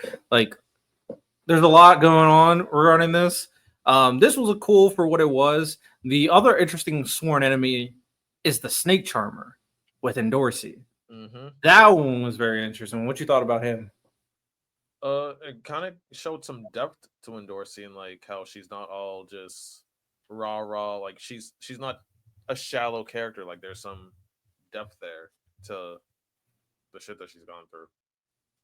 Yeah, so basically the snake charmer somehow met Endorsi. Endorsi, He helped raise her. yes, she didn't have parents. She was adopted by two individuals. The snake charmer met her, The snake charmer killed both of her adopted parents, raised her to be a princess of Jihad for some reason. We don't know why. And was manipulating her entire life to make her into a princess and was doing a lot of scummy shit. And it's very obvious based on how Endorsi acts is that she hates this guy, but she recognized what he did for her, of course, at the same time. It's like a weird dynamic between those two. It's like We having also parents. you say what? It's like having an abusive parent. Exactly. The abusive parents that try to make you like the like queen or whatever, but will do the worst things to put you up there, basically. Um, Fast forward, nothing very interesting. Rachel obviously is not put in the same location. She meets one of the four bosses, helps out the group, and then we find out that there's something bigger going on, and we meet some other individuals, such as one of the most badass family leaders we've met so far, Coon's dad, Adon, Coon Adon, dog. How'd you feel about meeting him? No, he was really dope. Kind of how I imagined. We also got to meet another crew member. I forgot what her name was. So we got to We meet. met We got Mashani and we met Marco. yeah. Marco was cool, and Sonny, she was really really interesting. Uh, did you meet her older version, like in the real world? Yeah, we meet her when she confronts Bam's teacher. Yeah. So like you kind of see like she grew up for like the worst in a way. Like she definitely became a lot more bitter and cold and things like that than compared to how she was back then. So that She's was kind of a psychopath. yeah. Like we knew that like there was you could tell like back like in her younger version there was definitely something driving her, but like you kind of see how it made her cold later on in the later on when she's older. So that was interesting, and also seeing how like she went up against Jihad and she was willing, like her old younger version was so willing to go up against Jihad, but now she's like serving him. Yeah, but not really serving him because she has an ulterior motive we see constantly when she's dealing with certain people. She, I think she said it verbatim that she just wants chaos. She just wants war. She's like, she's like Thorkel. She's insane. Um, so we get to meet Adon, Marco, and Mashani. They are going to help Bam and everything take down the hidden floor because Jihad has basically co-opted it. So King Jihad told Kid Jihad or past Jihad to like take charge, delete everybody because I don't want them to get something certain information from him. So that he's been basically oppressing it and changing it, and everybody has been getting wrong. The only person who did not fall in line was Adon. He's the only one, and he's been kind of like waiting to battle, and he wanted to align with the son of V, Bam himself. And Don obviously knows who V is. So this is happening. We also meet another Coon, Coon's sister or Coon's cousin, Kesia, who's his sworn enemy. And then we find out about Coon's backstory a little bit. So apparently, Coon, what happened with him is his sister, his oldest sister, was going to be a princess of Jihad. And him, his cousin Kaseya, and his sister, like they were very close. Coon was super intelligent, so he was going to help his older sister to like become a princess of Jihad. But for some reason, he betrayed her and aligned with Maria to help her become a princess of Jihad. So that forced Maria eventually beat out Kun's older sister. Because Kun's older sister did not become a princess of Jihad, she ended up killing herself. So indirectly, Kun caused the death of his older sister to help Maria, but we don't know why he helped Maria. What do you think about this backstory of Kun when you heard it? Finally like showed like why he is the way he only some of the reasons why he is the way he is. So I thought that was interesting. My I wonder how he's going to not develop, but I wonder how it's gonna lead later on because I feel like that's the only thing that's gonna like really get in the way of him and Bam is his own shit. Yeah, I'm very curious too because Cone was willing to do some pretty messed up stuff, but he really likes Bam. But how far is that going to go is the question. Um, then we meet another dog. Character introduction, Jihad. And one thing that should stand out very clearly to people when they see Jihad, he looks exactly like Wonanon. Like exactly like Wonanon. Mm-hmm. So Jihad introduction, kid or past version Jihad introduction. Did he live up to your expectations? Is he a dog? He did, but he also made me like really interested because like he seems like such a like an interesting person. He seems like such an interesting character. Like you just want to get to know, like there's something unique about him, and you just want to get to know him.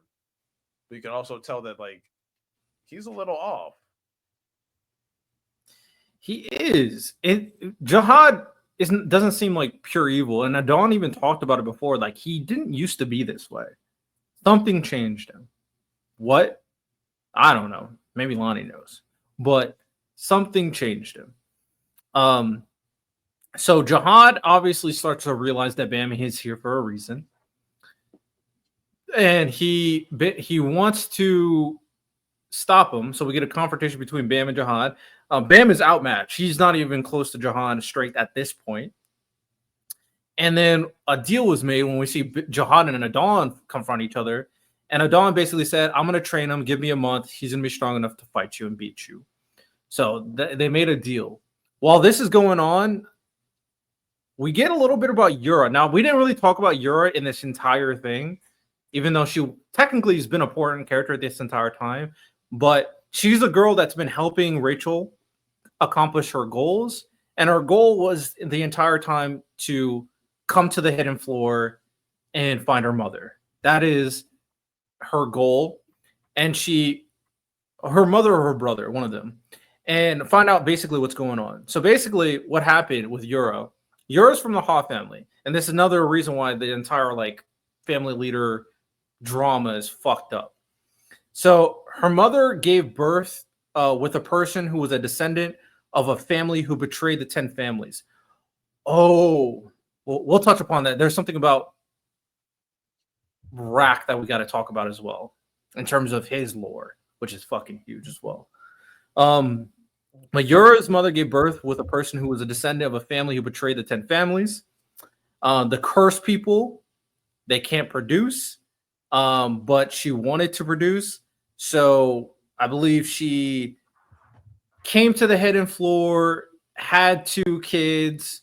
One of the kids is Yura, the other kid is the boy. The boy stayed here. The only one of them was survived, so Yura was able to like live in the normal world. The boy had to stay in the hidden floor world because he could not live if he went to the normal world. And she was trying to find like there's a weird thing because she broke herself up into like a data version and a real version. She was able to do all this. Like I have to remember, it's like a very complicated scenario. Um, and then Yura wanted to come back and see this other version because her mother eventually died because of all the like the politics. Basically, everybody part of the Ha family ostracized her, casted her aside because whatever. And then she went to go see her brother. Come to find out, her brother's body was possessed by a big breeder, which is basically an AI in the hidden floor created by Jihad who wanted a real body.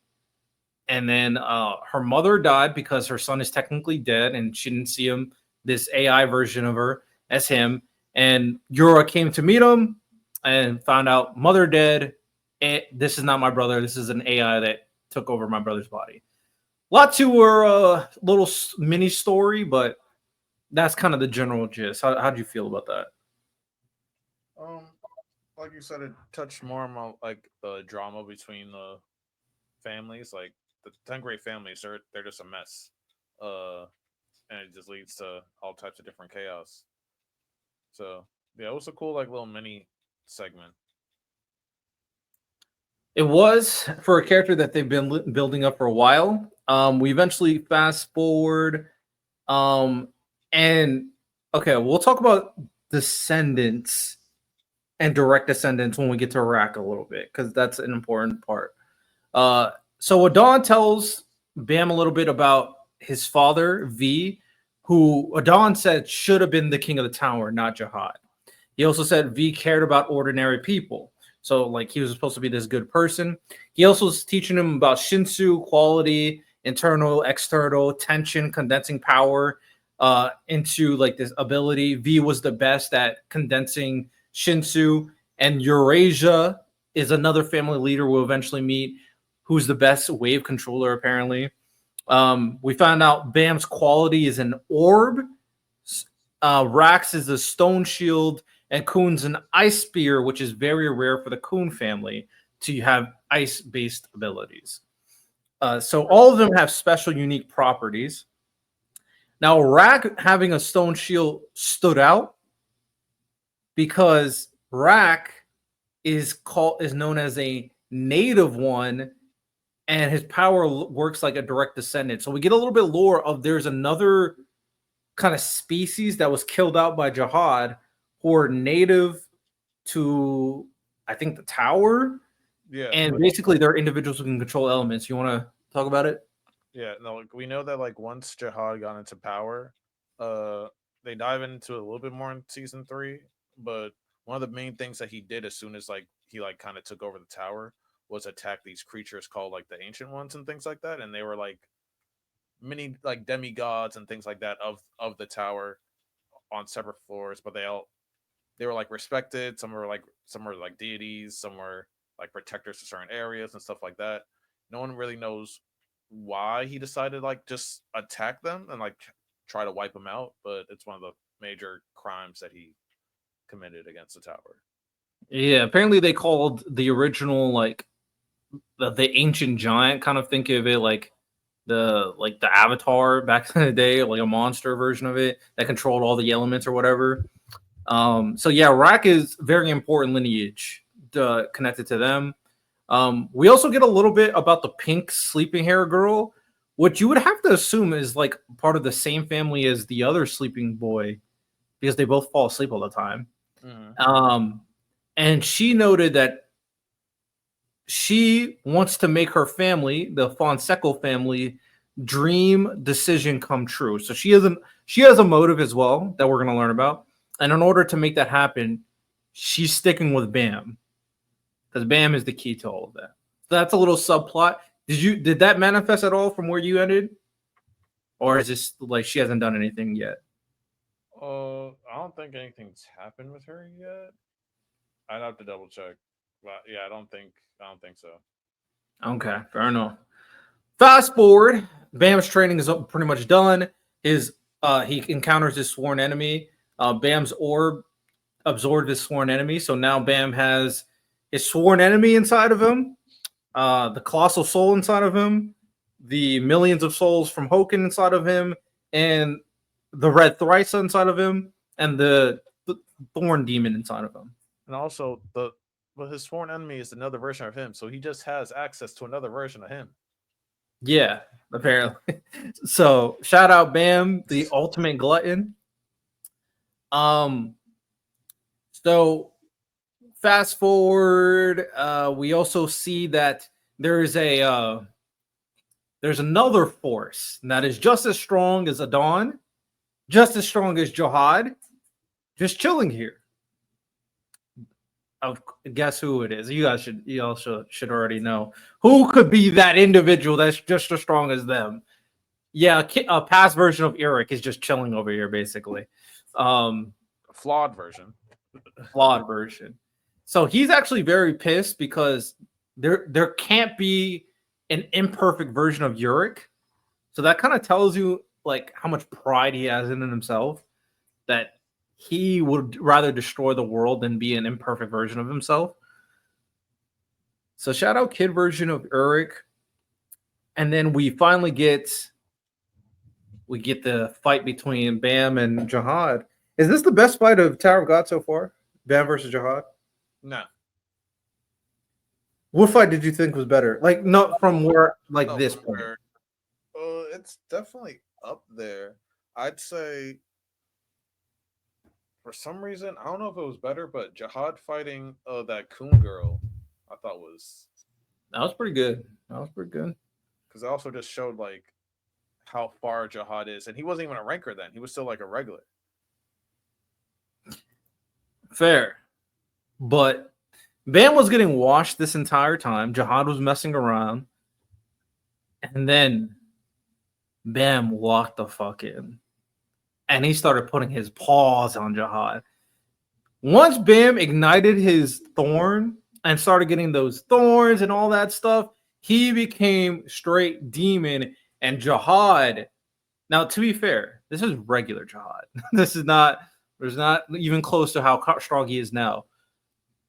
And if Bam wanted to even compete with normal Jihad, he has to be as strong as regular Jihad at least. So this was a big moment for him to showcase that he can compete with the big dogs. He competed with the big dogs. Bam was locked the fuck in this fight against Jihad. How would you feel about Bam's glow up basically? I was super proud because I was just like, oh, he's proven that he's like one of them ones. Like we know Bam at this point is like one of them ones, but it showed like a group. It showed like growth and like how he is going to be that change in that tower, and how he is. I don't know how he's him. He It was, is. I don't know. I feel like the Bam's growth is like one of the craziest things in like in manhwa manga, just like in terms of like how quickly he grows and evolves, and just how like more in depth his character gets like every time he has to deal with something. Nah, for sure. He is. His growth is insane. Okay, so the fight is about over. I think you could argue that the fight was basically a draw between regular Jihad and Bam. I still feel And, like Jihad was holding back. and the reason why I feel like you can say that is because he started really liking Bam. Matter of fact, he said he wanted Bam to meet Jihad to show him a new experience. Because one thing that he kept on pointing out is like he was getting kind of bored. Like once you're that powerful, You're bored. like you're alone, you're bored, there's nothing new. He wanted Bam to show him a new experience. Well, he had a chance because the real fucking Jihad just showed up in the story, and that dude was he was a demon. He was like that. You can feel that this guy is like different, like different. Oh, I should have put this out too. Every time a princess confronts with Jihad, like even when Endorsi confronted regular Jihad, she fell in a trance. Like princesses struggle being in the presence of Jihad. Something to point out. Um, real Jihad showed up. Did you expect him to show up No, in this? I was like, oh, what the fuck? It was a what the fuck. And so this happened. Past version Jihad technically was able to reason with real Jihad. And this also, I think this leans into what you were saying before, which I agree with. Jihad is not pure evil because he could have just killed Bam and he decided not to. He kind of allowed Bam to just go. Now, this could have been a bad decision because of what we find out a little bit later on his part. I think he's gonna really regret that decision, in my opinion. But For sure. But he left him alive. He took the key, though, which was going to be used to try to kill him. But with that said, that key was still taken. That key was taken by Rachel's demon. And not only was that taken, but the rings were taken, and all of it was given to one person. That man, Guston. Guston has everything he needs to potentially kill Jihad. Or not everything. He has a lot of what he needs to potentially kill Jihad. While this is happening, Wongnon came across a sword that helped him, that's like powering up him. And apparently the sword is like saying like it will help him if he does one thing. He needs to kill one person. Mm-hmm. And I'm assuming he's going to have to kill Bam. I think that is what my assumption is. But two crazy things that has happened at the end of this, like Gaston getting all these weapons, kind of fooling Bam and Rachel to get what he needs to take out Jihad, as well as Wong not getting this sword, as well as Jihad not killing Bam, but Bam confronting Jihad for the first time. All right, a lot of crazy thing happened at the end of that. What did you? How are you feeling? Well, I thought it showed that Guston, he's not necessarily like, it's hard to tell whether he's going to be an antagonist or an ally, especially around that, because like he wants to kill Jihad, but obviously he has like his own motives. So with Jihad, like you said, it showed that like he's not all bad, but also like you could tell that he's. It seems like he's also has like his own agenda. He's also up to something as well. And like the author said, if Bam and Jihad like met, like climbed the tower at the same time, they'd be best friends. Yeah, they did say that's a great point. It's interesting. That's why we concept what happened to Jihad. Like, what made him become like this? And I'm very curious to see like what decision Bam eventually comes onto when he eventually meets Jihad officially. So that was the hidden floor arc. Another point thing that I got to point out is like Rachel almost killed Coon. That's a big thing to happen. But we'll talk about that in regards to the next arc to kind of come full circle, the final arc of this saga. But anything else on the hidden floor before we move on? On the hidden floor arc, no. Yeah, no, because we I think we covered everything. Okay. So now we're in the final arc, which is like a mini war arc that happened, which was kind of insane. So we're not done with the Hell Train saga. So after everybody leaves, Jihad put out a notice. He put a bounty out. And the bounty was very clear. Everybody on the Hell Train dies. Bug dies. And the Pido family dies. He put out a hit on a family leader, Bug, and everybody on the Hell Train. So this caused a lot of stir. This is the start of a war, basically, because a family leader versus the King of Jihad, like that is two fucking basically two Yonkos going to war. Think of it like that. So this is huge. Yonko. It's like Yonko going up against Emu. Yeah, it's ground shifting. Everybody knew this. We meet some characters that are trying to reveal the news. Adori Jihad, which is the leader of Jihad's royal guard, who seems to be part of the Ari family. She seems like demon. We also see Mashani again, who now that they're going after Fug, of course they're gonna have to go after Bam's teacher, one of the strongest Fug members alive. So she confronts him. She has if she fought him, she would get fucking destroyed. Let's be very clear. But she meets him, trying to stall him, wanting the smoke. And we also get the confrontation. Bam is fucking pissed because Rachel almost killed Coon. And Coon is keeping himself alive with his ice-based abilities, but Bam finally confronts Rachel and challenges Rachel to a fight and is willing to kill her, quote unquote. We also see Dorsey facing off against White with Masang there as well. Blood is boiling right now. Bam is angry at Rachel. How'd you feel? How'd you feel about all this stuff going on right now? This is a crazy start. The war is like the war might end up being my favorite part besides the hidden floor arc. I felt like the hidden floor arc was the most interesting, but so much happened in this like mini war. Like we kind of also get to see where Bam is in terms of power levels because we get to see him go up against a lot of rankers, and he's a regular, so we kind of see how they're like surprised that he's this strong, but at the same time he's not really doing anything to them. So like we got to see like like as strong as much as he's grown in season 2, he's still nowhere near close to the top. And I feel like that was a very like humbling experience for him. Because even White, we saw how powerful White got. And then White went up against people and White wasn't really doing much either. So I don't know. It showed like the power gap. It also showed some very interesting characters. I forget his name off the top of my head, but he's like one of my favorites. He's the one that ended up beating uh Bam's master. What's his name? Oh yeah, we'll get to old boy. I know who you're talking about. Wrote down his name here. Caliban. Yes. Caliban.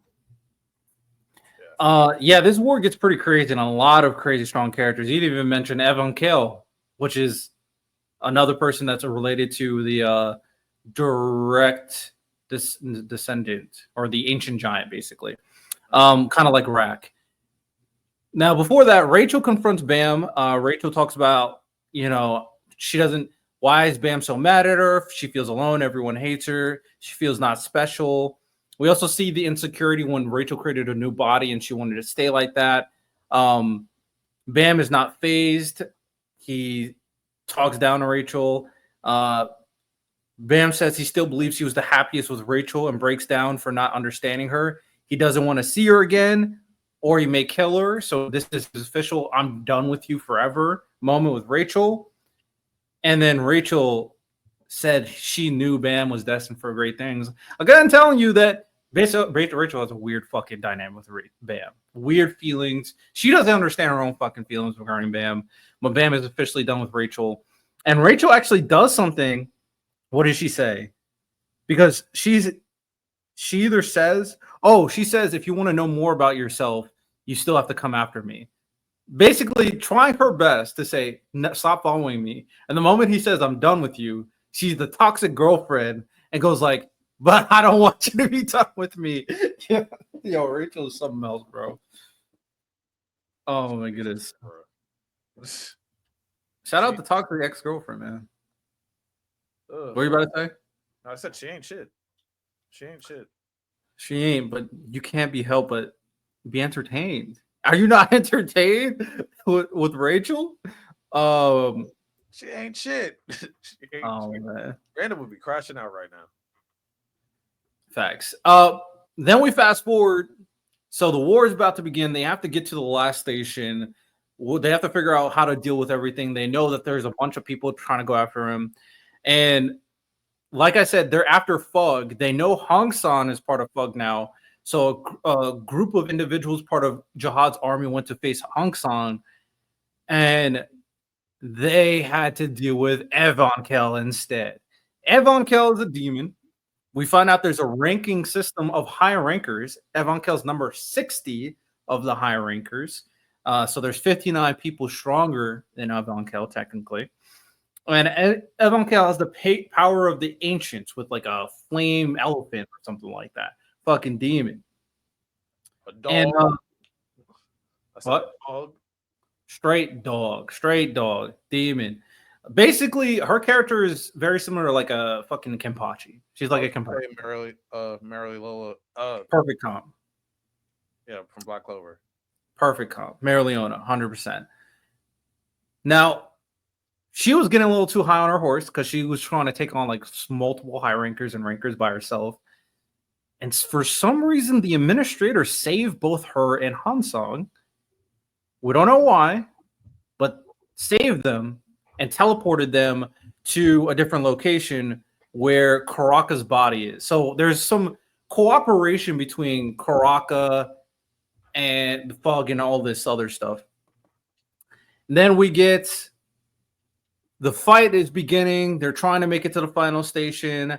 Horiana had negotiated with White to help them. So now White is helping them escape as well. In order for them to help him, he had to agree with that one clone that helped Bam that we talked about before, decided to join up with White to make him full so he can help in this fight, which is anybody could die at any time. Like this is like fights with rankers. Like this is no joke. And we get a little backstory about Hokin's dad telling him that he's a demon. And yeah, we see White started people started like, oh, that's him. He started scaring some people when he used that one attack that rivaled a squadron commander, apparently. So White was a big deal in that fight for sure. He was, Um, at the same go- time, like we saw how fleeting it was. yeah, because he's like a battery. If he uses up all his power, he just becomes weak again. He's not fully himself yet. Yeah, so until then, he's just gonna be a up and down type character. So Facts. We also learned that there's a regular that is hired by the Jihad army that takes out nuisances who uses spells, and he works directly for the royal family. He was ordered to take out Bam. This was an interesting character telling you that they have assassins everywhere, even with amongst the regulars. We see that Missing is also a natural Shinsu user, so that shows that she is going to be pretty strong moving forward. mhm. And then we get a big dog fight between two men, manly men, dogs of dogs. Ha Jin Song versus Calivan. How do you feel about this confrontation and the relationship between these two? Calivan is the definition of like the generic Shonen Jump main character. He's like that Asta, Deku, Tanjiro, where it's like, hey, I Naruto, I'm all about will and determination and get it out the mud. But he's an antagonist in this part of the story. Like he does everything for justice. He's like one of those guys, and I sometimes love those characters because like they're just as bad as any villain. Because like that blind justice can always lead to like the most destructive results, in my opinion. So, uh, yeah, we see that he got his power from like this crystal that was built off of like warriors and stuff like that. I forget the exact lore for it, but yeah, basically his he has like the ultimate willpower, and it's almost like atomic energy. And yeah, we see that he's one of them ones. He is. That fight with Han Jin Song was tough. They went at it. These two were freaking powerful as hell. They have a very interesting history, but yeah, he kind of justifies everything he does for on behalf of Jihad for some reason. We get to meet other things such as ruler of the 44th floor being Queen Royale Elliot, which was he was a dog when he got introduced. It just shows you that there is dogs everywhere, and if you, each floor has their own ruler too. Evankel being the ruler of Test, so that just shows you that there's like demons on every floor. We also meet someone who has a relationship with Yuri named Chahani Ha, and they have an interesting dynamic where they chose Yuri to be the Princess of Jihad instead of her. They're from the same family. She was her teacher. All that stuff. Uh, we also see in that fight between Caliban and Hajin, Hajin was about to beat Caliban, but Machine interfered, helping him, allowing Caliban to win. A lot happened in this couple like confrontations. Were you expecting Caliban to beat Hajin? Uh, Not in the way that it happened. I mean, but it kind of shows that like how strong Hashin is at the same time. But yeah, no, but it also it did like validate Caliban a lot to me. Like I was like, okay, he's gonna be a problem, and like we do see he does become one of Bam's like major rivals. So yeah, I feel like he kind of gave me the vibes of like Okiora to Ichigo, like in terms of, like where they were in terms of power and how much Bam had to like climb to kind of reach him. That is good comp. That is good comp. Not gonna lie. With everything that's going on, Bam and their group got to escape. Not only does Hurrion ask White to help him, but she also asks Karaka to help him. So Karaka's also helping Bam trying to escape, helping them deal with Fug. This is a big confrontation as well. And it has to also look like Yuri's also there, but she's also a Princess of Jihad, so she has to help, but without being like found out that she's helping the bad guys in the Jihad eyes. We also find out that Mashani captured Hajin because she wanted to start a war. Basically, she just wants chaos. Like I said, she's like Thorkel, and Evankel eventually shows up to help Karaka in the game, and by default help Bam. So we have Karaka in this fight, White in this fight. We have freaking fucking Evankel in this fight. We have Kun Elliott in this fight, a bunch of rankers, Chin Yiha, Yuri. We have other rankers, part of the Squadron Company. And all of that means nothing because someone else shows up that's stronger than basically everybody there. Caliban confronts Bam. And a fucking terrifying confrontation. How are we feeling when we saw Caliban want to take out Bam single-handedly? How are we feeling about Bam's chances at that point? I was scared for Bam. I was like, bro, you about to get your ass whooped. That's why first I was like, yo, I know you mad and all that, but like, you about to get your ass whooped. Caliban's one of them ones. I was just like, I don't feel like they should be fighting right now. And like we kind of saw that like Bam did go all out, which I appreciate. But we also thought that wasn't enough. But we also thought like, hey, he could get there. He could get there. Yeah, because someone noticed that there was a crack on Calvin's body. And you have to keep in mind, Calvin has like the strongest body. The only person who could really hurt him was Han Jin. And the fact that a regular put a scratch on him made Calvin fucking fuming. So Bam managed to escape with the help of like so many different factions, including our boy Shibisu. He's also helped this. They were able to escape also with the help of Madaraku, who got the ladle and he hid them because he's also a high ranker. So he could handle himself. So they were able to escape Calvin, their crew, all them. They were hiding with this big ship that could hide itself from Jihad's army. And we end it with them hiding, them preparing to deal with all this. Evankel eventually finds Bam and says, I'm training you. So Bam gets another fucking demon mentor to make him a fucking demon. I think we get a little bit from like Karaka and Wangnan that I didn't touch upon as well. Like they talk to each other about something. I forgot exactly. Oh, Wangnan wants to get stronger and Karaka decides to help him. So that was very interesting. And then Gustong, because he got everything. Oh, all the people were captured. Gustong saves them all, basically. And then he got exactly what he wanted. The rings from, Wangnan, and then the key from the hidden floor because of Rachel.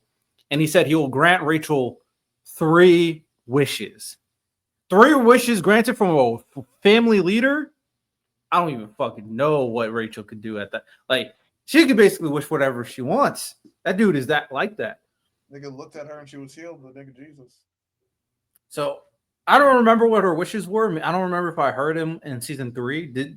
Does she say her wishes in season 3? Or any of them? I believe so, yeah. Okay. So that is the ending of the final war of the final station of the Hell Train Saga. And that is the official end of the Hell Train Saga. But so as you can see, a lot has happened. Bam is growing strong. He's now a wanted man. Fug is wanted. Gustong is wanted. Characters died. Characters have new visions and ambitions. It got pretty crazy. Anything that I miss that I want to say before we wrap it up? There's so much that happens, but like we pretty much covered it all. We do see that though Jihad, even though Jihad's army is all powerful, like there's factions within, like they all have their own different agendas. I feel eventually that will fuck Jihad later on. So I mean, we'll see. But this is like the start of the war between the great families themselves as well. So yeah, this is the Marine for the story. This is like the start of the start. Basically, yeah. It's only going to get bigger from here. Oh, forgot to mention this. So the group did split. So Kun, Rock, and Hackney split from Bam because they need to find a cure for Kun. In order to find a cure for Kyun, they had to find a specific person. Mhm. So that's also a separate story. So Wangnan is separated from Bam moving forward, and then Rock, Kun, and Hockney are also separated from Bam. So that was important to point out as well. But that is all we got from there. Hell Train Saga, fucking fantastic. One of the best sagas in anime and manga, whatever you want to say. Um, yeah, that's all I got. What would you Anything rate else? it out of 10? 10. I mean, probably a 9. It's hard for me to put this like I would need like a satisfying like and like this is kind of just a beginning. I would rate something like ending saga higher than because it's like a satisfying ending. This was satisfying for like Bam, of course, but it's just the beginning. Like we still need so much more from all these characters. So I'd say a 9. How about you? No, I'd say a 9 too. Like I feel like the pacing in some areas could have been better, but it was such a long Hell Train's just all like a long process. But like when you look on webtoons, you see how many years it took to make all of it. So I can imagine like reading it and waiting all those years. So yeah, I'd give it a 9 too. I hope they do when the anime comes back. Hopefully they don't do like I hope they do basically everything up until they're about to go to the name station because like the whole stuff with like the tournament and Bam going after Rachel to kind of get on the train, like everything up until trying to get on the train, that shouldn't be a whole season. Like I'm not gonna lie, that should be a part of a season. Yeah, like the pacing is what I'm worried about with the anime. Like, are they gonna pace it? Because there's a lot that happens. So I just wonder if they're gonna be able to get it right. Hopefully they can. Honestly, they should just treat it like One Piece. Like One Piece, when it comes back, when it like comes out, it does an entire arc basically. Like no matter how long Dressrosa or Wano is, they do basically all of it or most of it. Do a good chunk of Hell Train, basically. That's all I'm saying. But that's all we got. Appreciate everybody. Y'all have a good one. Take care. Peace. Mhm.